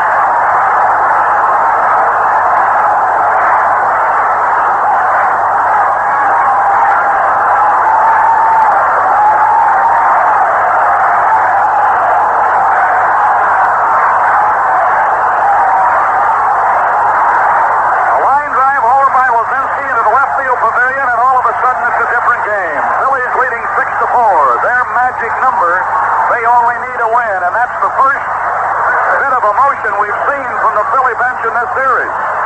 They came out to greet the bull that time. Runs 4, 5, and 6, and now here is Hebner. And the pitch backs him away at the shoulder. Greg Lazinski doing another number on the Pirates. It's his 35th homer of the year, gives him 101 RBIs. It is his 7th home run against Pittsburgh. And a ball low outside to Hefner makes it 2-0. Phillies 6, Pirates 4. Phillies have out-hit the Pirates 12-5. Here's the 2-0 to Hefner. That came in on him, rode in on him, and he couldn't get out of the way and hit the bat for a foul. 2 balls, 1 strike. Hebner has driven in a run with a double, been hit by a pitch, and popped up to second. A 3-run Philly inning. We are in the 6th. They have their second lead of the game. It's their 3rd home run. Randy Lurch hit 2 before Lazinski hit that one. Fouled it back over here into the seats up above the third base dugout. And it's 2-2 with 2 away.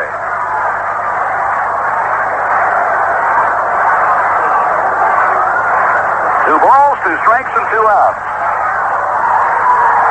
Grant Jackson ready to work, and the pitch on the way to Richie Hebner. Off-speed curveball swung on, high fly ball right field. Won't carry.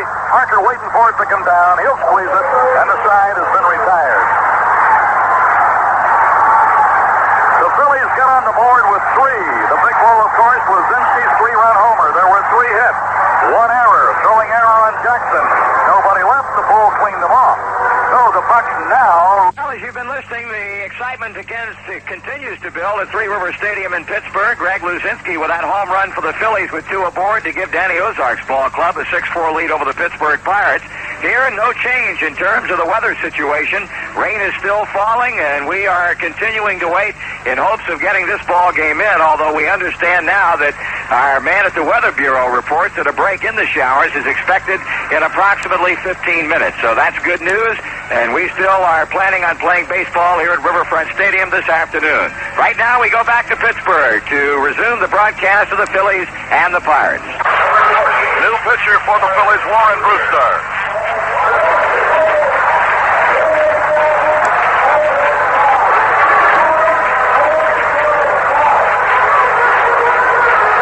Over 28,000 paid in here on a Saturday afternoon to see this all-important battle.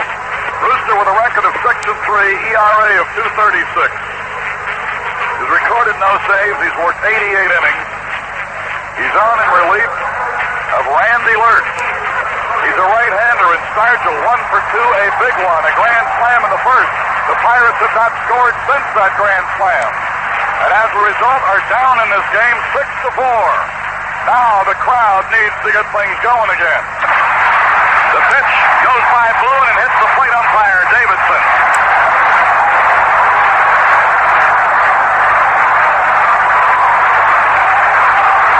I guess he's all right. Stargell stepping out a moment to give him a chance to make sure. Brewster last night walked in the winning run in the 2-1 victory in the second game. He's facing us for the 7th time this year. Swing and a foul, 1-1. He has 1 win, no losses, no saves. In 4 2/3 innings in 6 previous outings, 3 hits. He has not allowed the Pirates a run. Swing and a minute. Oh, a hard slider right in on his hand. He busted one off right in where it's tough to handle. 1 ball and 2 strikes. Stargell batting .295. Facing Warren Brewster. Gainer on deck. Here's the pitch. Too close to the knees. 2 balls, 2 strikes. Gainer on deck and then Berra. We are in the 6th inning. Phillies leading 6-4. Here's the pitch.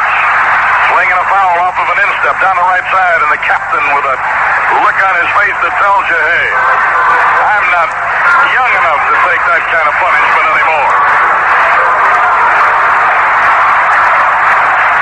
Stargell, when he hit the home run today, gave him 28, and he has 97 runs batted in. For a guy that a lot of people thought wouldn't play this year, that is some plus. 2-2, the pitch. Into the dirt, jumps over to the left side, and it's 3-2. Joe Lynette will grab it. So now we're due the payoff pitch. The Phillies have 6 runs on 12 hits. The Pirates 4 runs, 5 hits.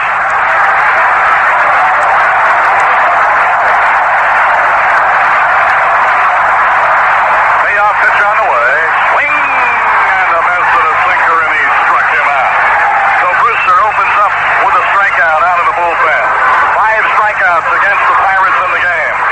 Lurch had 4 in the first 5 innings. Bill Gainer walked in the first inning and stole second. 4th inning bounced out to Schmidt. Gainer looking for his first hit in the series. He is 0 for 7. Inning number 6. Too close to the knees. Ball 1. John Milner is on deck. He would bat for Berra. Doug McGraw throwing in the Philly bullpen. Here's the pitch. A high chop, out by second. Berra, Boa won't get it. It's into center for a base hit. A leaping Lena that jumped over the mound and then jumped out over second. Boa tried to stretch and get it. It was Prime, a base hit. Garner picks up his first hit today and in the series. Traps is at first with a one-out single. That is hit number 6 for the Pirates in the game. And here is John Milner. He'll be batting for Berra. This is the reverse. Lately, the pattern has been get in front, usually with Milner in the outfield, but now Milner's going to be a pinch hitter. Milner hitting .273, 6 homers, 38 runs batted in. A bouncer towards second. Harrelson has only the one play. That's a force. As Garner went in hard on Boa to make sure he didn't get rid of it. And it's a force play at second. Harrelson to Boa. Then he races Garner and puts Milner at first base on a fielder's choice and brings up Ed Ott. Milner at first with 2 away. Ed Ott has flied to center and he has walked. 2 base hits in 8 official trips in the series. Warren Brewster, right-hander relieving. Stretch pitch on the way. Line foul down the left side. Kicks off the box seat railing and ends up in shallow left where the Pirate will go get it, and it's strike 1. Ed Ott batting. He represents the tying run. He needs to play some long ball here and give this Pirate attack a charge. Trailing 6-4 in the 6th inning. Brewster in relief of Lurch. Here's the pitch. A high bounce, and it's going to get into center for a base hit. And Milner into second. He'll stop there as Maddox charged the ball quickly. A high bouncer out over the middle, out over the mound and past second again. So that is hit number 2, and Dave May, a left-hand pinch hitter, is coming out. He will be batting for Jackson. Dave May, who came to us a couple of weeks ago from the Milwaukee Brewers. Eddie Whitson is throwing in the bullpen, so he would be the new pitcher when we go to the 7th. Dave May going to try to pay a dividend.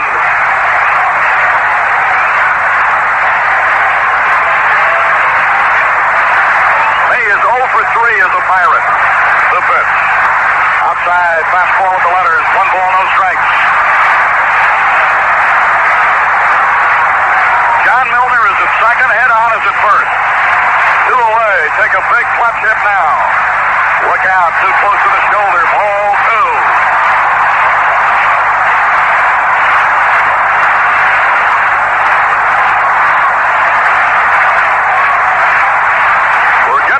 Judgment time. And that's a strike, a sinker in the knees on the inside corner. 2 balls and a strike. The Pirates cannot lose another game. The Phillies are leading 6-4 in the bottom of the 6th inning. Luzinski's 3-run homer put them in front. And that's a strike on the letters on the inside corner. So Brewster falling behind comes back with 2 called strikes. 2-2 to Dave May, the pinch hitter, batting left-handed. Milner second, out at first. Here's the pitch. Too close above the knees. That makes it full.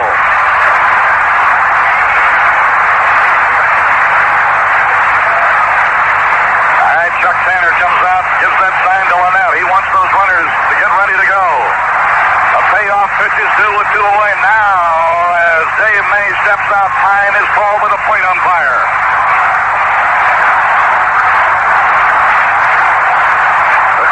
Trying to put some adrenaline in Davey May's bat. Runners going, swinging, bouncer first base. Hefner with it, runs to the bag, side retires. No runs, a couple of hits, no errors, and 2 men are left. We have played through 6 full innings. We've got 3 more chances to do it. And it's a must situation in every respect of that word. After 6 innings, the Philadelphia Phillies 6, the Pittsburgh Pirates 4. Eddie Woodson comes on to be the new pitcher. There are other changes. Bill Robinson moves from left field to third base. John Milner, who pinch hit for Berra, stays in the game to play left field. Eddie Woodson, 4-9, has come on now to be our third pitcher. And to tell you about Woodson's stats and take you through the 7th when Schmidt steps in, here is Lanny Fratteri. Okay, thank you very much, Marlo. Eddie Whitson making his 43rd appearance of the year. Well, that sounds beautiful, doesn't it? 4 wins, 9 losses for Whitson, 4 saves, and an ERA of 3.11.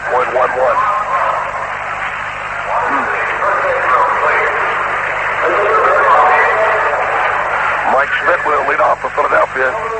He is 0 for 2 in the ball game, and he flied to left field in the first inning, bounced out in the third, and it's not going to click in. They're going to have to do it. I'm afraid the frog is chirping harder than you are, pal. You need a big stiff with a lot of honey in it. And there's nothing you can do about it. I've been there. All right, now, umpires there may have asked for the way they're looking up. Oh, they want the lights to come on. It isn't that bad, is it? Kept looking up at the lights. Maybe that's what they want. They want them to come on slowly here. But at any rate, here is Schmidt. Schmidt is 0 for 2, walked intentionally in the 5th inning. He is 2 for 8 in the series, facing right-hander Eddie Whitson, and here's the pitch. A swing and a foul back over to the right side.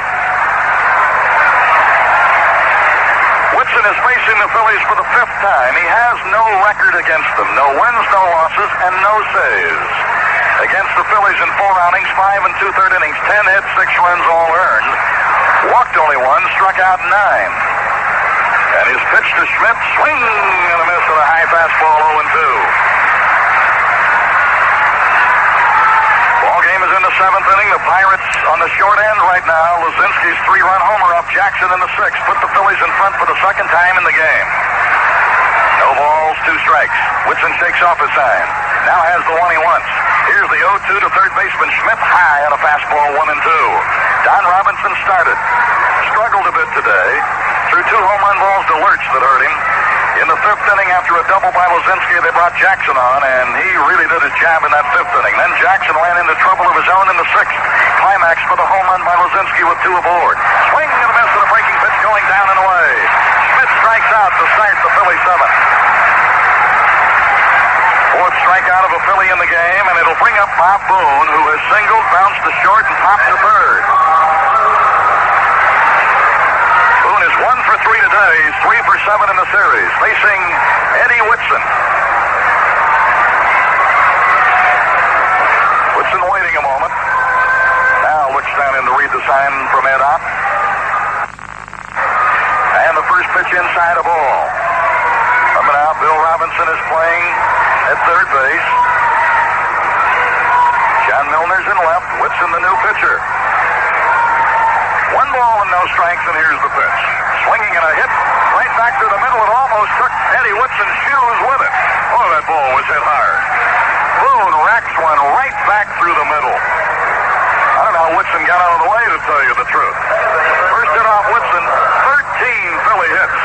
The Phillies had not been hitting. But boy, today they've gotten their hit and close on, and they've got 13 hits in this game, and they're leading 6-4. They'll bring up Harrelson. He's batting for the first time today and in the series. He's batting .224. Batting left-handed against right-hander Whitson. Here's the pitch to him. He punts it up the first base side. Starcher will grab it, flip behind him to Garner. They just did get him at the wire. And the sack goes 3-4. Makes it 2 away and moves Boone into scoring position. And it looks like Tim McCarver is going to come on.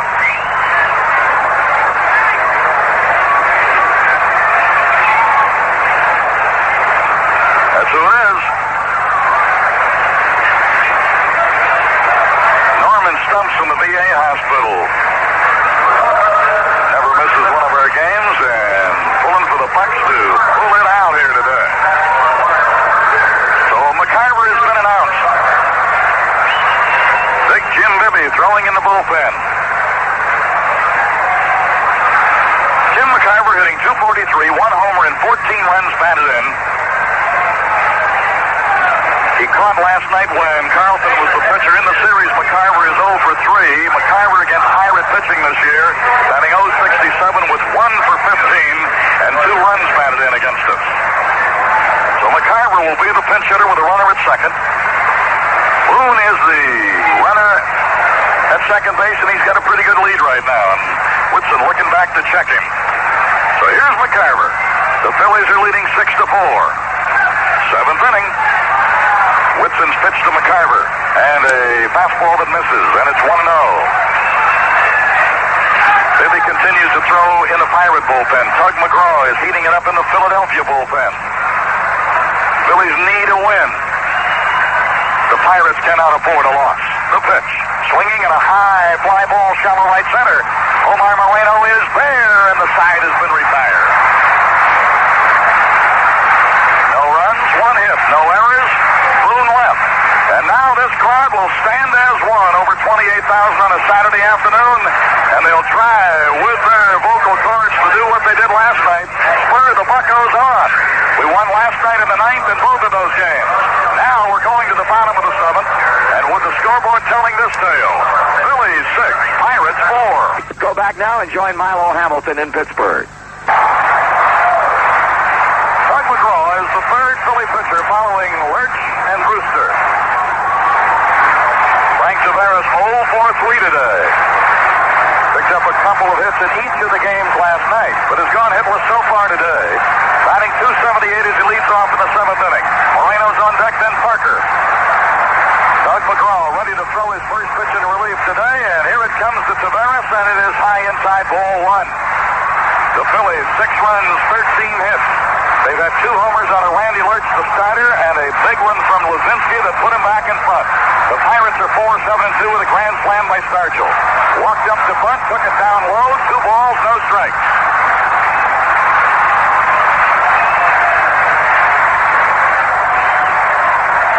McGraw's pitch, and it's a strike called in the outside corner. Right-hand batter, left-hand pitcher. McGraw to the motion. There's a high fly ball, shallow right. McBride had him positioned perfectly, makes the catch. One away in the seventh.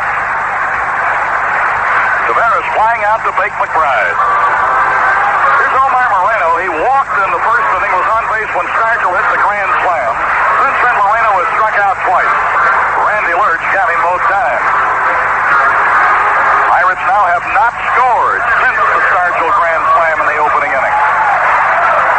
And as a result, they're trailing 6-4 in the seventh.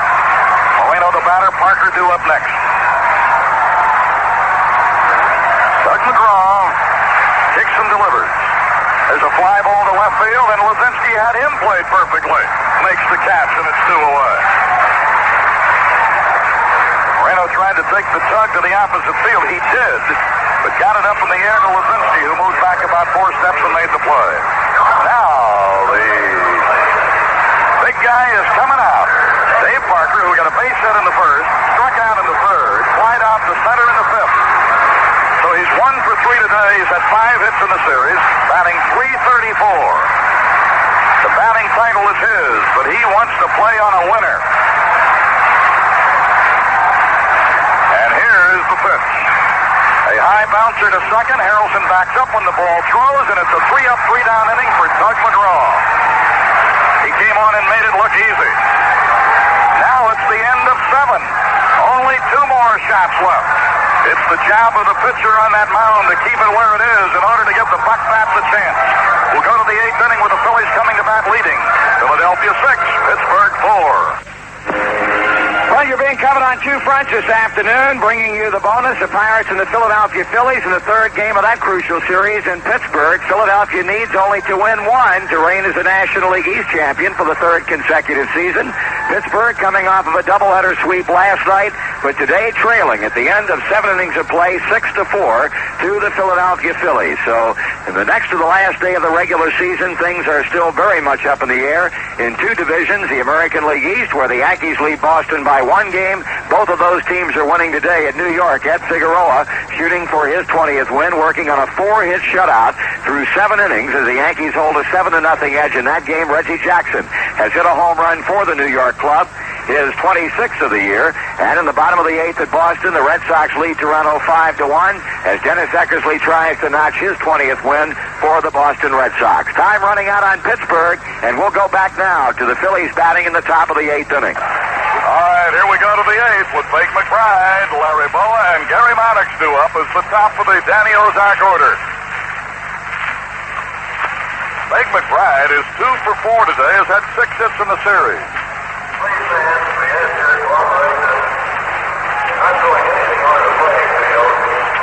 Art McKinnon, the PA announcer, requesting the fans now to show the courtesy that they should not throw anything on the field. I mentioned McBride with his 2 hits today has 4 hits. He had 2 in the first game last night and drove in 4 runs with a couple of doubles. And Eddie Whitson ready to work his second inning. Philadelphia batting and leading by 2. And Whitson's pitch to McBride. He swings and he misses. 0-1. McBride has 2 hits, Maddox 3, Luzinski 3, and Luzinski's last, of course, was a big one, a 3-run homer that put them back in front. Hebner an RBI double, Boone 2 hits, Randy Lurch, the starter, hit 2 homers before he left. Pitch comes way inside, almost takes McBride with it. 1 ball and 1 strike. Inning number 8 at Three Rivers in Pittsburgh. A crowd of over 28,000 here. They've still got some pull left in them, and they're going to do their best here. They really rankled the Phillies a bit last night. 1 ball and 1 strike. And Whitson's pitch. Swinging a line drive single to center. His 3rd straight hit. Moreno's throw back into Garner with the second base bag. And Larry Sherry started his walk to the mound. That is the second hit off Whitson and 14 hits for Philadelphia. Now, the batter is Larry Boa, 0 for 4 today and 0 for 12 in this series. Sherry, Ott, Whitson, and Bill Robinson forming the quartet on the mound. You got McBride at first who can fly. Leads it off with a single in the 8th inning. The Phillies are in front in this game, 6-4. They've doubled the Pirate hit column, 14-7. And the Bucks just cannot afford to let the Phillies put any more pressure on here as far as expanding the lead. And Kent Jacoby has started to throw in the bullpen. Luzinski's 3-run homer in the 6th inning off Jackson got the Phillies back in front. And that erased the Stargell grand slam first inning lead. Here's the pitch. Pitch out. Runner was not going. Larry Boa looking down at his third base coach, Billy DeMars.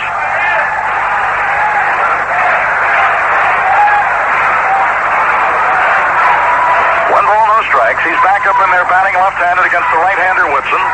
McBride has his lead at first. Stargell trying to hold him close. Here's the pitch. He bunts it up the first base side. And Stargell throw behind, and it's safe at first base. Garner got there for the throw, but Boa beats it out. 2 men on and nobody away. It goes as a bunt single. Dragging it up the first base side. Stargell came in, threw quickly behind him to Garner, but Boa had beaten the rep. Hit number 3 off Whitson. 15 hits for Philadelphia, and it brings up Gary Maddox. 2 on and nobody out. And Chuck Tanner's on his way. Probably figuring here, we're in the last corral. And if we're going to do it, I'm going to go with the guy who brung me. Because Jacoby is out there and ready. And Jacoby will be called upon. Whitson, after giving up 2 hits in the 8th, will be relieved.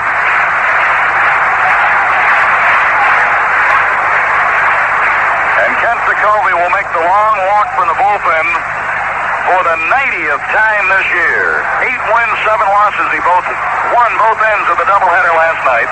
He has 30 saves. And Jacoby now, as the crowd responds to him making that walk, he's got to come in and put out another major uprising here. The New York Yankees in the bottom of the 8th are still leading Cleveland 7-0. Boston over Toronto 5-1 in the bottom of the 8th. And Kent Jacoby, who's been the workhorse out of that bullpen this year, has reached the mound, and Chuck Tanner there to greet him and hand him the ball and say, all right, this is it. The Phillies are leading 6-4. They've got 2 men on with nobody out. The game is in the 8th inning. Gary Maddox, who's had 3 for 4 today, is due up.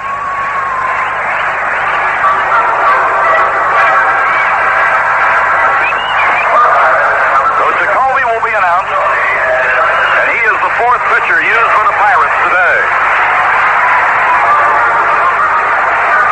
Robinson started, Jackson in the 5th, Whitson in the 7th, and now Jacoby in the 8th.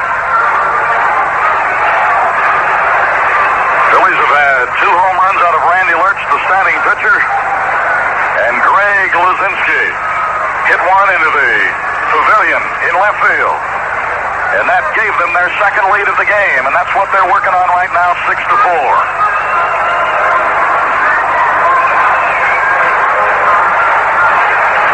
It's come down to the next to the last day here.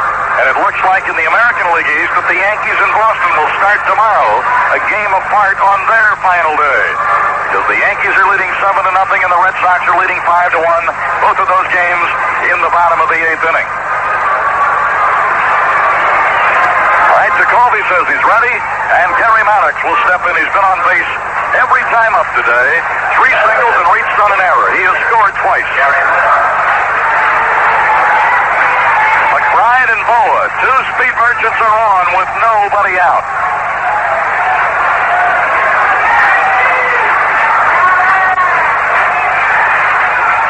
Jacoby with a big, deep breath. He lets it all out. Now looks in to read the sign from Eda. Stretching. They're expecting the punt, and before any pitch is thrown, the move was on, and Jacoby looking to see as Garner checked in behind the runner at second. But McBride didn't go for that bait, and so Jacoby wisely held on to the ball. Maddox, 3 hits today, 4 hits in the series. And right now, Garner letting Jacoby know what the defensive sign has been flashed by Chuck Tanner. It's always Garner's job to do that. Early in the year, of course, it was Stennett. The second baseman does it. All right, let's see the infield and how they move. There's the punt up the first base side. Stargell with it. His only play is behind him to Garner, and Maddox is out. It moves 2 runners up. 3-4 on the sack. It was the only play they had. And now Luzinski, 3 for 4, included in there a 3-run homer, will be batting with runners at second and third with 1 away.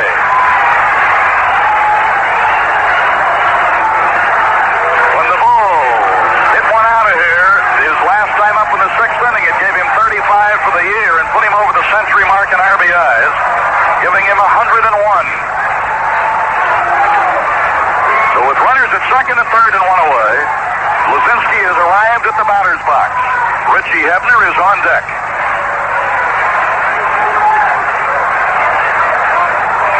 So Kent Jacoby with a monumental task in front of him. And Keeks Troop got that banner waving out there, trying to pull him through. The infield is up all the way around. The stretch by Jacoby. Look to third. The pitch to Luzinski. Too close, and it hit him. Hit him on the forearm. Bases are loaded.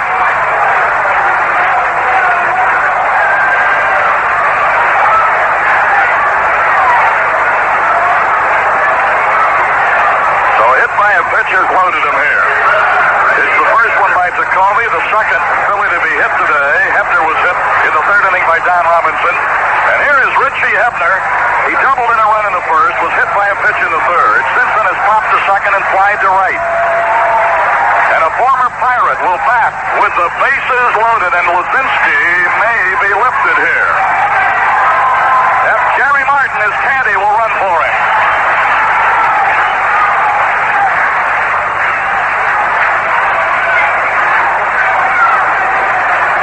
And then would stay in the game to play the outfield. So Richie Hebner, a left-hand batter.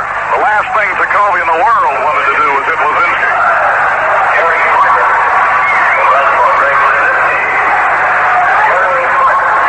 So Martin running at first base. The bases are loaded.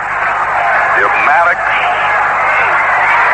making the only out of the inning so far on the sacrifice. And there's a high bouncer just outside the plate line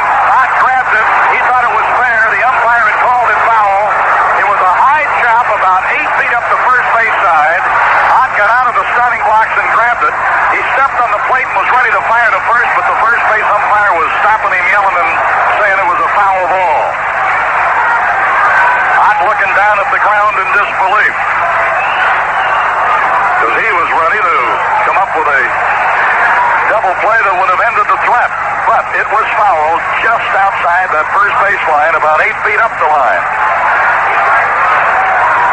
No balls and 1 strike. McBride is at third, Bowe is at second, pinch runner Martin at first, 1 out, 8th inning. Jacoby's pitch to Hebner. He lines it down the right side, and it'll be a extra base hit into the corner. McBride scores, Bowe scores, Martin is going to be waved. Hebner is headed for third. The throw to the plate was safe, and Hebner's in at third base, and he cleared the bases.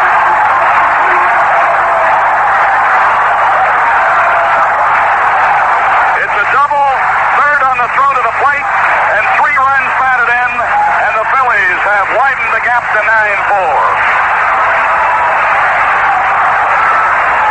The first hit off Jacoby, 16 hits for the Phillies.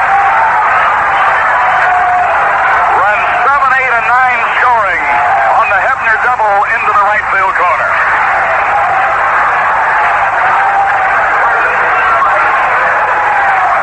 Got to bring up Schmidt. 3 RBIs for Hebner, 4 RBIs for Hebner in this game. He's got a dozen of them against the Pirates this year. Infield up all the way around with Hebner at third base getting credit for a double. Took third on the throw to the plate. It was not in time to get a sliding Martin. And a sidearm breaking pitch is in for a strike on Schmidt. Now the Bucks facing their biggest uphill task of the last month. They had come from 11 and a half back to a game and a half. Now they're down 9-4 in the 8th inning. They had a 4-1 lead at one time. Here's the pitch. Shows bunt and took it for a strike. No balls, 2 strikes on Schmidt. So Hebner is at third. He cleared him with a double into the right field corner. So the Phillies needing a game when they came into this series. Threatening to put it away here in the 8th inning because they are leading 9-4. Jacoby's pitch on the way and is just outside. 1 ball and 2 strikes. Kent Jacoby coming on in the 8th inning in relief of Woodson, 4th Pirate pitcher of the afternoon. A day that started so glamorously and gloriously with a grand slam by Stargell, and the Bucks have not scored since then, but the Phillies have been. Here's the pitch. Too tight above the knees, and it's 2-2. And Randy Lerch, the starting pitcher who gave up the grand slam, kept himself and his club in the game by hitting 2 home runs off Don Robinson. Then in the 6th inning, Luzinski hit a 3-run homer. Now a 3-run double by Hebner, and the Phillies are leading the Pirates 9-4. 2 more chances for the Bucks. But Jacoby needs to shut the door here. A bouncer foul outside third and skips up off the box seat railing to the third base umpire, and it's 2-2. Bob Boone will be next. The Phillies have out-hit the Pirates 16-7, leading the score 9-4. The Pirates, who picked up 2 dramatic 9th inning wins last night, will have 2 more chances to try to pull out the third one and stay alive in the National League Eastern chase. 2 balls and 2 strikes. Here's the pitch to Schmidt. And a high fly ball to center that's going to score a run as Moreno is right at the edge of the track. Hebner will walk in with run number 10 on the sacrifice fly by Schmidt.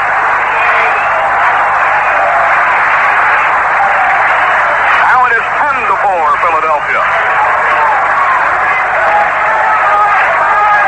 Boone 2 for 4 will step in. Boone had a single in the 2nd and a single in the 7th.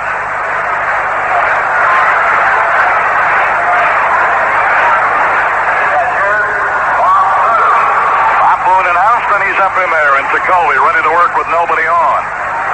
2 away, and the breaking pitch outside. But 4 runs have crossed. They have scored 7 runs in the last 3 innings. And have come from down 4-3 to lead 10-4. 1 ball and no strikes, and here's the pitch. Sinker outside corner at the knees, and it's 1-1. Jacoby working on Bob Boone. Harrelson would be next. 2 straight hits against Woodson, then Jacoby came on. Jammed him and he fouled it off to the left side. 1 ball and 2 strikes on the catcher, Boone. In the bottom of the eighth, we will have Robinson, Stargell, and Garner to try to get something going, and it's going to take some doing. 1 ball and 2 strikes. Here's the pitch. There's a high pop right side. Stargell wants it, and the captain will grab it. Side is retired, but the Phillies put a big 4 spot up there. Now this crowd's going to try to give the Buckbats a lift. 4 runs on 1, 2, 3 hits. The big blow, of course, was Richie Hebner's 3-run double. There weren't any errors. Nobody was left. And we're getting down to cases now, folks. After 7.5, it's Philadelphia 10 and Pittsburgh 4. Things do not look good for the Pittsburgh Pirates. Philadelphia with 4 in the 8th inning, now leaded by a score of 10-4, and we'll go back to join the Pirate Baseball Network. Jerry Martin, who ran for Luzinski, stays in the game to play left field. And as we go to the bottom of the 8th, Doug McGraw ready to work his second inning. Bill Robinson is 1 for 3 today. And Doug McGraw's first pitch in the 8th is swung on and fouled to the screen, and it's strike 1. The Phillies leading 10-4. They came to town needing a win. They didn't get it last night. They're leading by 6 with 2 innings to go. Here's the pitch. Bounced it up there, and the count is even at a ball and a strike.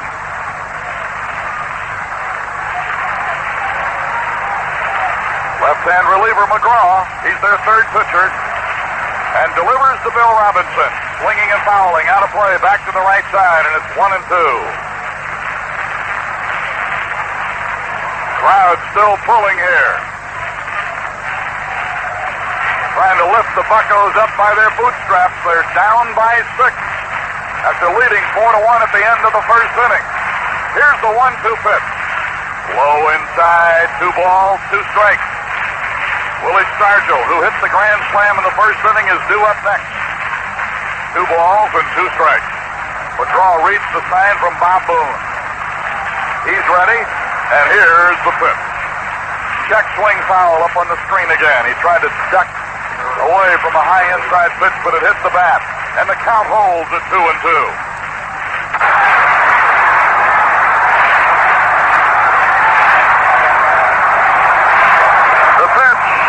Swung on and delivered way back into left field. If it's going to stay fair, it is just foul, about 1.5 feet outside the foul pole. Jerry Martin went way over there, almost got to it. That ball just missed being gone. It just did hook off about the last 10 feet. So it's a long, noisy foul, and the count is still 2 balls and 2 strikes. Bill Robinson trying to start something for the Bucs, who made a major comeback since mid-August. They brought it down to the last day. An uphill climb now, trailing 10-4 in the 8th. 2 balls, 2 strikes. McGraw's pitch, low inside, full count. The Bucs need 2 big innings. They're trailing 10-4. And a payoff pitch from McGraw to Robinson. Swinging and fouling, out of play, up to the right side. Robbie's still alive.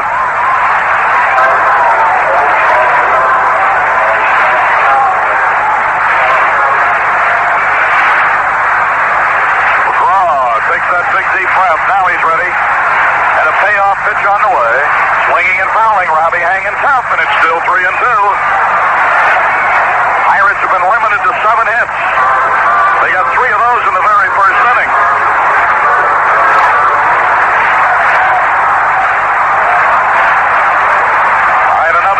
Is due, and here it comes from the Tug. Line drive, left field. It is a fair ball, rattles up into the corner. Martin plays the carom. Strong throw, but it's off target at second. Robinson leads off with a double in the bottom of the 8th inning. Let's see if that can be the start of something.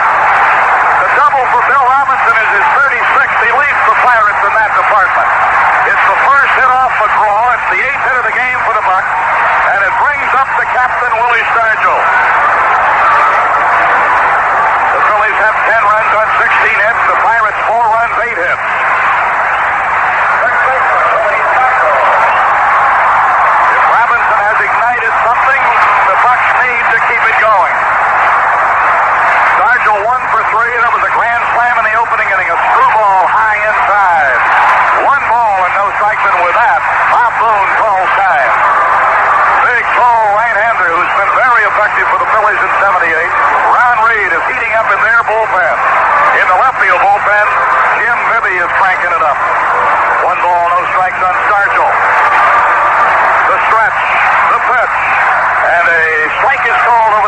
inside corner, letter high.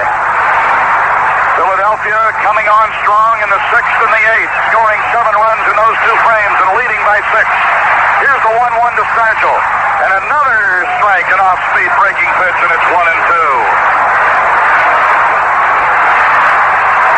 McGraw going to the name of pitching. Off-speed pitches a couple of times here on Stargell. Caught him looking. 1 ball, 2 strikes. To look to second. Here's the pitch. Fouled over here to the left side into the seats. And it's still 1-2 to Captain Willie, who has had a marvelous comeback year. 28 homers, 97 runs batted in. Picked up his 11th career grand slam in the first inning today. Here's the 1-2 pitch. Swing and a miss. Struck him out. First strikeout for McGraw today. It is the 6th strikeout of a Pirate in the game, and it brings up Phil Garner. Phillies had a walk and a stolen base, a bounce to third, and a base hit. He's 1 for 2. Garner facing Tug McGraw in the 8th inning.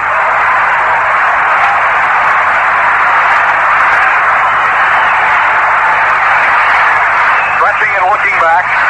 Long hesitation this time. The pitch to Garner. And it is low inside, ball 1. The Philadelphia Phillies, who looked as though they had the Pirates buried on the 12th of August, 11 and a half games back. Here we are the next to the last day, and there is a strike called in the outside corner at the knees. The Pirates, who have won 24 in a row at home coming into today. 1 ball, 1 strike, 1 out. Runner at second, Robinson. The pitch swung on and popped him up behind the shortstop, Boa. He's waiting. And he has it. 2 away. That'll bring up John Milner, who was a pinch hitter in the 6th inning for Berra, remained in the game to play left field, and comes out for the 2nd time in this game.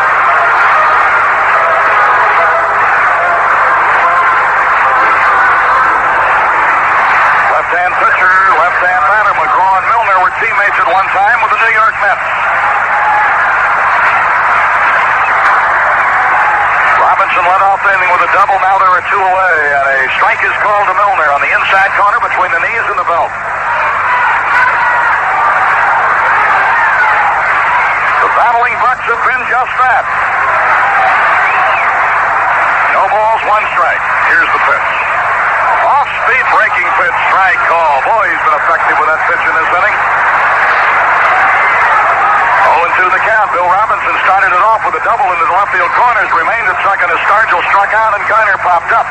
Here's the 0-2 to Milner. Swing and a miss, and he struck him out, and the side has been retired. No runs and 1 hit, no errors. A double that started the inning wasted and 1 man left. Only 1 more, 1 strike. Here's the pitch. Off-speed breaking pitch, strike call. Boy, he's been effective with that pitch in this inning. 0-2 the count. Bill Robinson started it off with a double into the left field corners. Remained at second as Stargell struck out and Garner popped up. Here's the 0-2 to Milner. Swing and a miss, and he struck him out, and the side has been retired. No runs and 1 hit, no errors. A double that started the inning wasted and 1 man left.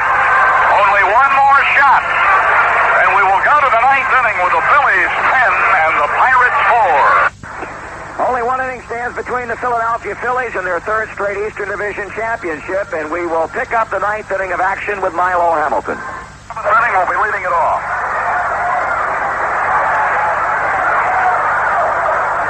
And Bibby's first pitch is high, ball 1.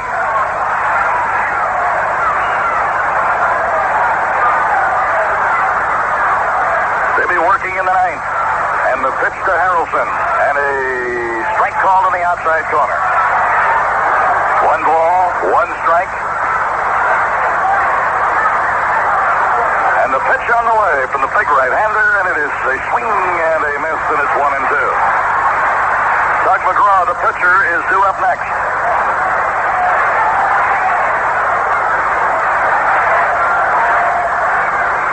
Ball outside, 2-2. And as you look at this situation, 10-4 in the 9th. Have to start reflecting It's just been a game closer when you came into this series. But you can't look at it that way. Those games are gone. It's like your Aunt Minnie. If she'd had a mustache, she'd have been your Uncle Fred, but it didn't happen that way. This ball club has battled back when everybody had him written off. Ball inside, and that walks Harrelson. So Bibby walks the first man that he faces. And here comes Tug McGraw, who doesn't get a chance to bat very often. He's only been to bat 4 times all year. Throws left, bats right.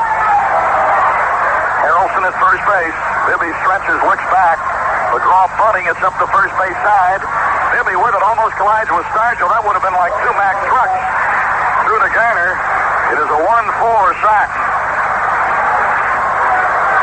And McBride will be the batter. He has had 3 straight hits in the 4th, 6th, and 8th. And triggered some innings for them.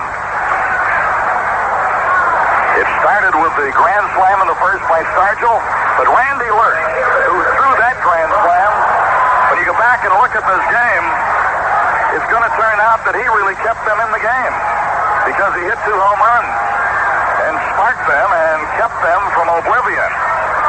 Then when he was relieved, they got 3 on a home run by Luzinski. Hebner got a bases-loaded double in the 8th, and the Phillies are leading 10-4. Harrelson at second with 1 out, McBride the batter. And a fastball on the outside corner. Bowen will be next.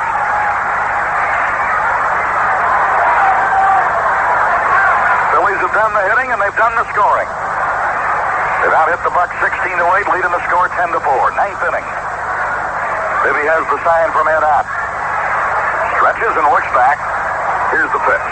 Swinging and a foul going to be above us, probably into the Philly booth. No balls and 2 strikes. It came out again onto the screen.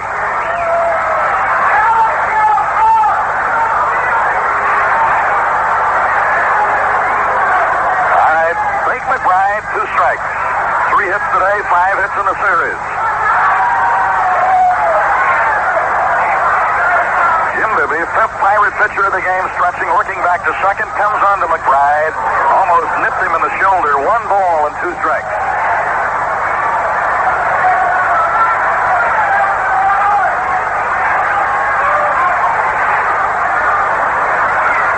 The light at the end of the tunnel.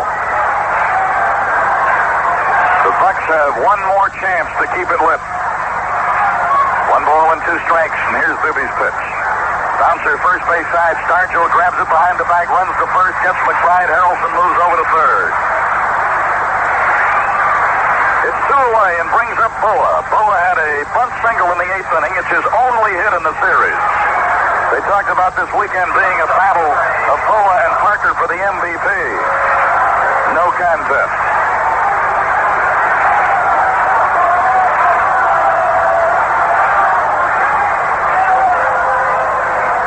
Bibby with a full line and a pitch to Boa. A strike call on the outside corner. Might have even just tipped the end of the bat, and I believe it did. Parker's had 5 hits in the series. Boa's had 1. Parker has scored 101 times this year as a ball well outside. Boa has scored 77 times, batting all year in the second spot with hitters like Maddox, Luzinski, Hebner, and Schmidt behind him. Here's the 1-1 to Boa. There's a high fly ball, shot left, shortstop Tavares out, and he's going to make the grab running away. Boa's out, and so are the Phillies. We have come down to 1 inning for the 1978 season. The Pirates will come to bat, trying to stay alive for the 78 campaign. They're going to have their biggest inning of the year. The Phillies 10, the Pirates 4. All right, it's the last mile for the 1978 Pirates. If they can come back, they will take it to tomorrow on the final day. They have battled from 11 and a half back. It's been an inspiring team. They've lived up to their 78 nickname, the Battle and Buck. It would have been easy on the 12th of August to rolled over and died. They wouldn't do it. And they have brought it down to the next to the last day, and Ed Ott, who is 1 for 2, will be leading it off against McGraw.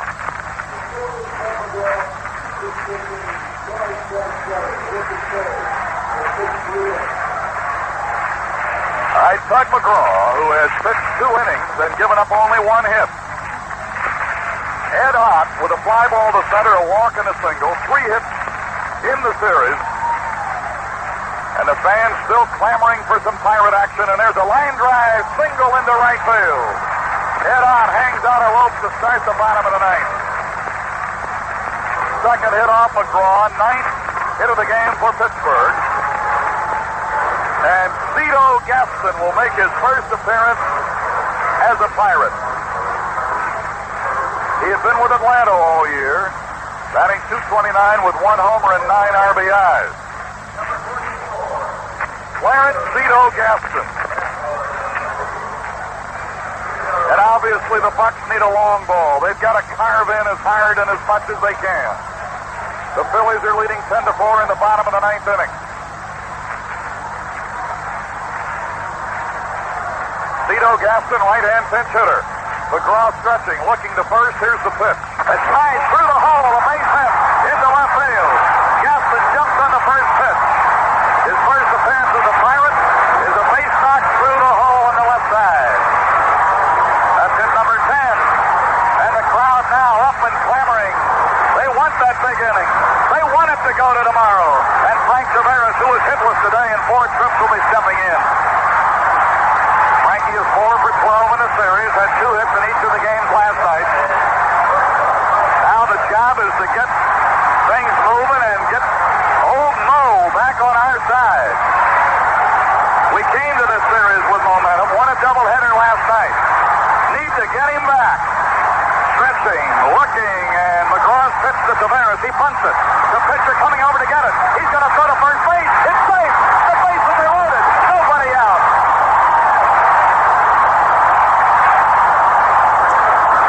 A bunt single by Tavares. The Pirates are still alive. It's the 3rd straight hit off McGraw. It's 11 Pirate hits for the afternoon. And Omar Moreno will be the batter. The Philadelphia Phillies are leading by 6. Is this the beginning of one of the greatest comebacks in baseball history? Omar Moreno has walked once today. He's 0 for 3 officially. He has struck out twice. Ed Ott at third. Gaston at second. Tavares is at first. Nobody out. The 28,000 are still here. They're still yelling. They're trying to get it going. They're trying to turn up the Pirate bat. Tug McGraw still on the mound. Pitch to Moreno. Swinging a high bouncer to second. The only play will be a forced play at second, and Ott scores. It's 10-5. Coming over to third was Gaston. Tavares was forced. Harrelson to Boa scored at 4-6. Moreno's at first with a fielder's choice. He gets credit for a run batted in, and here comes the Cobra. Parker today is 1 for 4. He's had 5 hits in the series. This is one of those times when Parker would probably be trying to play long ball because we need him in a cluster. It's 10-5 Philadelphia. Gaston third. Moreno first. The crowd's still wild about their Pirates. Here's the runner going at first. There'll be no throw at the stolen base, and that ties the Pirate record. 70 stolen bases. That ties the Pirate record set last year by Tavares.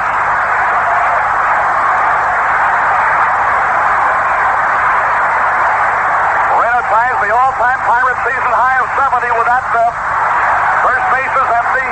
2 runners in scoring position with 1 out. The 0-1 to Parker. A foul ball down the left side. It'll end up in the seats, not quite to the bullpen area. And McGraw is out in front of Parker with 2 strikes. Bill Robinson due up next. Philadelphia with 10 runs and 16 hits. The Pirates 5 runs, 11 hits. The Battle of Bucks trying to live up to that nickname in every way. No balls, 2 strikes. McGraw winding. The pitch to Parker. Swinging in a looping fly ball. Center drops in. Base hit. 1 run will score. They're going to wave Moreno. Wide at the plate.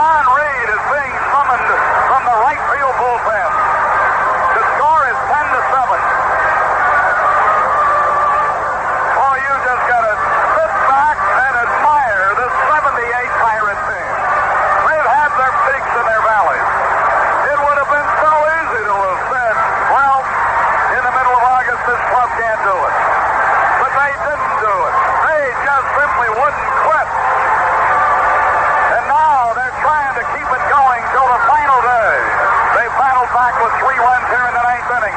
It's the Phillies 10 and the Pirates 7 as Ron Reed arrives at the mound and Tug McGraw takes a walk to the shower. That's how big it is, and the Candyman has gone to the bullpen. Here is Bill Robinson ready to face Ron Reed. Robinson in this game has had a single and a double. Parker's at second base. If Robbie could play long ball, it'd be a 1-run game. Phillies are leading 10-7 with a runner at second and 1 out. Swing and a foul up here to the right side, and it's strike 1. Ron Reed becomes their 4th pitcher of the afternoon. He's in relief of Tug McGraw. Reed gets the sign. Here's the pitch. Swinging a slice up off Reed. Up off Smith's body. The ball gets away into left field. Parker's going to score. It's 10-8.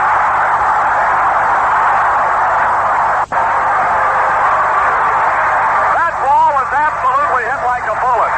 It's a base hit and an RBI for Robinson. The ball sliced into the AstroTurf, jumped up off Smith, rolled into left field. Sergio the batter. He represents the tying run. Holy Toledo. Hang on, folks. The Buccos are trying to do it here in the 9th inning. Phillies 10, Pirates 8, 4 runs and scored. Willie Stargell hit a grand slam in the first inning. Is 1 for 4 in the game. It's a 10-8 game right now. Here's the pitch. Swinging a foul ball coming up this way, but lands on the screen, and it's strike 2 to Stargell. Garner due up next. The Philadelphia Phillies, 10 runs, 16 hits. The Pirates, 8 runs, 13 hits. 5 hits in this inning. Here's the pitch. Did he go after it? Yes, he did. And that is a strikeout. Now it's up to Bill Garner.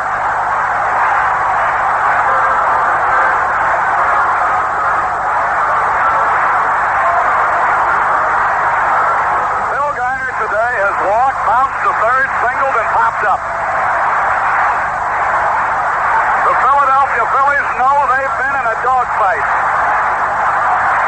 And Bill Garner will be batting against Ron Reed. He represents the tying run. Robinson at first base. The pitch, swinging and fouling into the backstop. John Milner would be next. Garner trying to keep not only this inning alive and this game alive, but this season alive.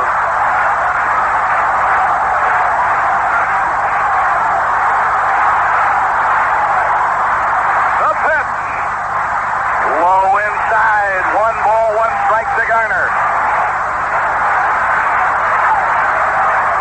Ron Reed. The first man he faced, Robinson hit a turf scorcher off Smith. Rolled into left field. He got Parker home. Now there are 2 away. The 1-1 to Garner. Swings and he misses, and it's 1 ball and 2 strikes.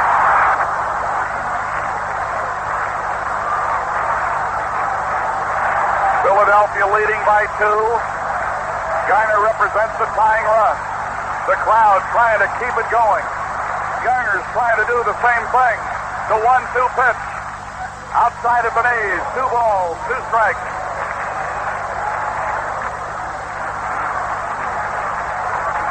Scrap iron trying to wear out Reed here. Bill Robinson at first base, 2 away, 4 runs are in. Trying to keep the uprising going. The 2-2 pitch. Low outside, ball 3. All right. Bill Robinson will be ready to move at first. It's a full count, 2 away. Bottom of the 9th inning. Philadelphia leading by 2. The Phillies trying to hang on and end it. The Pirates trying to hang on and keep it from ending. All right, Robinson ready to run. Here's the pitch. A high bouncer, foul, third base side. They'll wind Robbie up and bring him back to first. 3 balls and 2 strikes. Bill Garner, it rests right on his bat.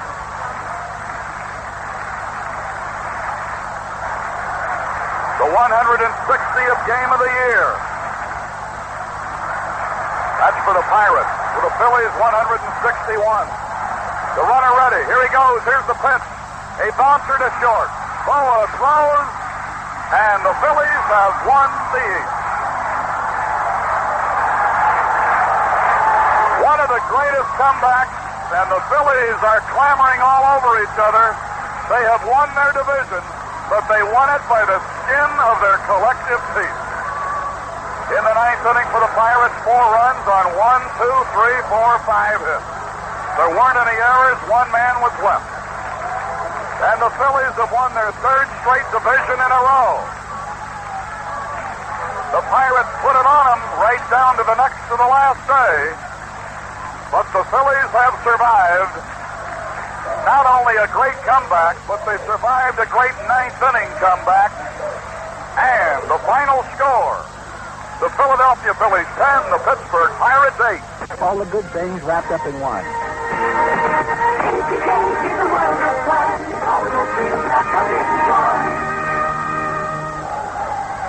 Hi, everybody. We're back on the Tasty Cake Wrap-Up Show. I'm Andy Musser along with Chris Wheeler upstairs here. We're going to switch to the locker room. Rich Ashburn is talking with Mike Schmidt, and Schmitty walking away now, and Warren Brewster's coming in to talk with Whitey. Let's join the locker room celebration. Pretty sticky situations all year. None hairier than this weekend. How do you feel? I feel super right now. It's great to have all this pressure off us now. We're ready. We're as ready as can be for the playoffs. We played under pressure all year, and we're used to it now. We're ready. You made the balk last night. Today you came in, you only got in 1 inning, but it was a big inning. You got them out of there at a time. We only had a 2-run lead, and I guess you kind of wanted to get back in there today. I sure did. I wanted to redeem myself bad. I really feel bad about last night, and I have to live with it. It happened, and it's over with. Today's a new day, and now we're celebrating. Good luck to you, Bruce. Nice going. Randy Lurch, you son of a gun. Nice. All right, buddy. You know, you've always told me you can hit. In fact, you said before the ball game that you hit one over the center field fence, and but I didn't think you were going to do it twice, Randy. Well, that's news, too, Rich, because I didn't think I was going to do it twice either. I'll tell you, that's the first time I've ever gone over the center field fence, even in batting practice. So to do it another time, I couldn't believe it. I give you credit for hanging in there. Stargell got you for that grand slammer. Looked like you made a bad pitch. And he nailed it, huh? I did. I made a very bad pitch. I was throwing 2 fastballs right by him, and I come back with a hanging breaking ball. It was very dumb on my part, and we didn't get down. We battled right back, and we're celebrating right now. You kept them in there with those home runs. You kept them close. Nice going. Thank you very much, Rich. Randy, good luck to you. Thank you. All right. I can't believe it. Hey, get it on that jacket. Your ass about Randy Lurch. All right, Chris. Back in the clubhouse at Three Rivers Stadium, Bob Boone standing right here. Boone, nobody said it'd be easy. That last inning, how did you pitch to Willie Stargell? How did you strike him out? What were you thinking at that time? What are you thinking now? How am I supposed to know? I'll tell you, Harry, with Ron Ray's been doing such a great job for us all year, and you get into that inning, we can't try anything fancy. I was just going to go at him hard, try to move the ball around. I try to give him one ball in, down and in, and he'd been swinging at that. That's a real tough pitch for him, and then I was going to go at him hard, and Ronnie just threw a super hard fastball, you know, and just up and away, and really, Willie's got to be standing there thinking, try to hit it out, you know, and he's got to get a good pitch, and it was a great pitch by Reed. Cody, how does this feel this year compared to the last two? It's the best, Harry. I tell you, it was a struggle all the way for us, and I think it's over with. It's been a long year, and we're just I'm just thankful it's over with. Now we can start maybe thinking about the playoffs, and you know, you got to give the Pirates a great deal of credit. They came a long way to get back at us, and they were battling right to the end, and it was something where we never really pressed. But, you know, it's something where you knew we had to win one. We knew it's tough here. They're playing great ball. They're all swinging hot bats, and we just had to go out and do it. And especially the win where Randy gives up the grand slam in the first inning, and now we got to battle back. And I showed a great deal of character on our club with Randy Lurch getting 2 big home runs and Bull coming through. It was a tremendous win for us. It's one I'll remember forever. You bet. Louis, thanks a lot. Great year. Thank you very much. The Pope, Paul Owens, Phillies Vice President and General Manager. Pope, nobody's going to be easy. I'll tell you. What were you thinking in the 9th inning? I don't know. I died of something. I must have lost 10 pounds in the last 2 days, Harry. And I guess, well, you got to give the Pirates credit. What a job they did. And do you think the Pirates, by coming on, have made the Phillies a better ball club? I think this has been a good lesson for us, really. and I can't say enough about the Pirates because we played good ball the last month, and they just played Super Bowl, and they put on a great show, and I think it was great for baseball, and I hope it's great for the city of Pittsburgh. There was a point in time in the fifth inning where the Phillies got second and third, nobody out, did not score, came back in the next inning with Cole's home run, and that had to be just a great lift. I've never seen the big guy that emotional. Even he clapped his hands. Hey, Dick! All right, Bo! Go for it! Nice going, Bonesy. Larry Boa. Really, Carpenter, Phillies president and owner is here.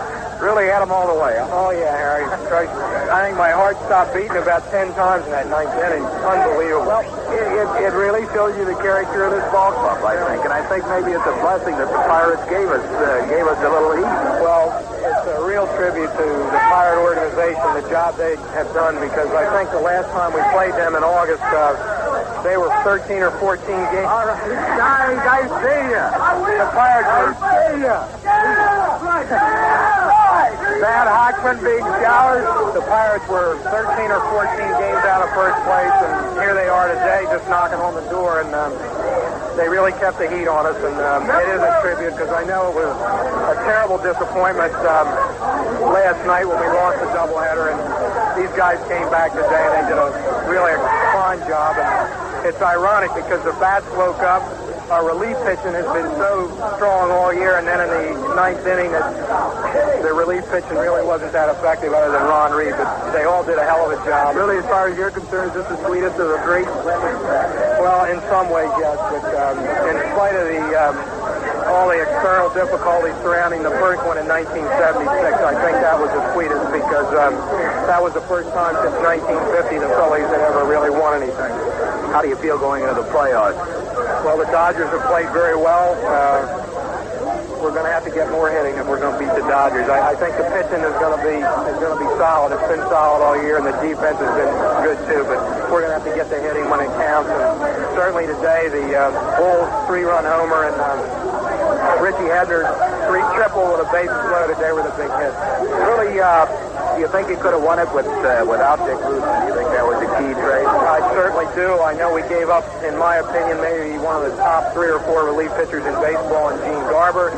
But Dick Rusin came back, and we would have really been in trouble without him.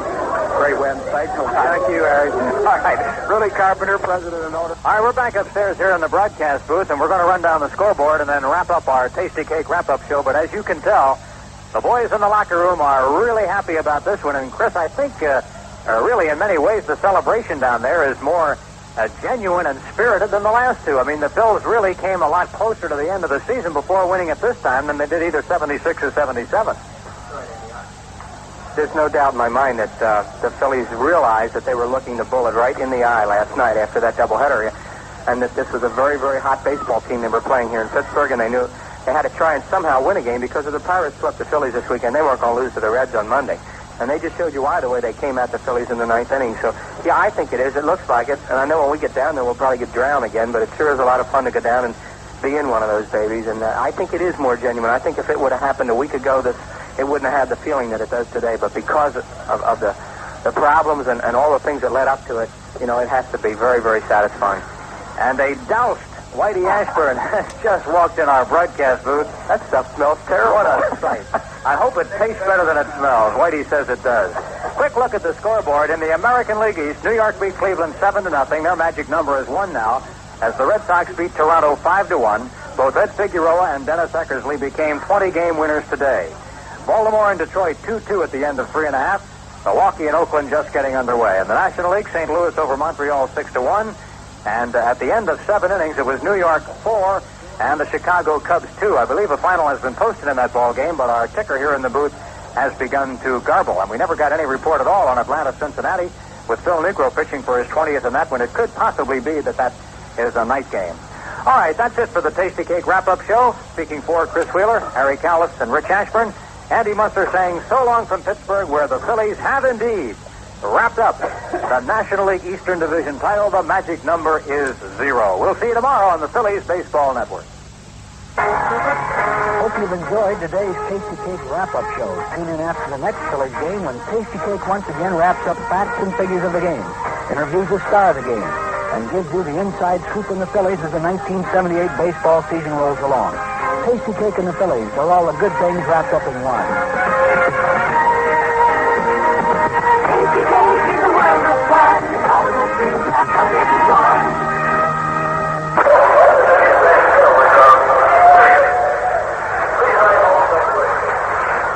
Well, the 1978 season has come to a dramatic end and abruptly here. Although there's another game to go tomorrow, the Phillies have wrapped up the East for the third straight year. They can breathe easier knowing that they beat a rough, tough, tumble, roughhouse pirate crew that put it on them from the middle of August right down to today. And even in the ninth inning, the Phillies couldn't breathe easily. They thought they were going to waltz in. They were leading 10-4. Then a 4-run pirate inning made it 10-8. And here are the totals. For the Phillies, 10 runs, 16 hits, 1 error, they strand 10. Lurch the winner, and although he gave up a grand slam in the first inning, he kept his own club in it by hitting 2 home runs. His record is 11-8. The winning RBI went to Hebner when he got the bases loaded double in the 8th inning. The Pirates 8-13-2 with 7 left. Jackson, the loser, 7-5. Home runs by Lurch a pair, Luzinski 1 that put them in front to stay. Stargell had a grand slam in the first inning. And so, the Pittsburgh Pirates, who made one of the most gallant runs at a division title that's come since the divisions were put into existence, fell short on the next to the last day. But nobody that's on this Pirate team, nobody that's connected with the Pirates in any capacity, has to walk around with their head down today. This team just battled for all they were worth. They had won 24 in a row at home, but they lost this one, and with it, a chance to win the division. So that's the story of it here. This crowd is limp, I want to tell you. They stayed on, and they pulled for the Bucks to do it. They almost did it in the ninth. They had the tying run at the plate, but couldn't pull it off. But oh, how close they came, and oh, how close it was. So the Phillies have won it 10-8. Now tomorrow, as far as we know, Candelaria will still pitch. Christensen is slated for them, but they might pitch somebody else because they know they've got to be in a playoff with the Dodgers.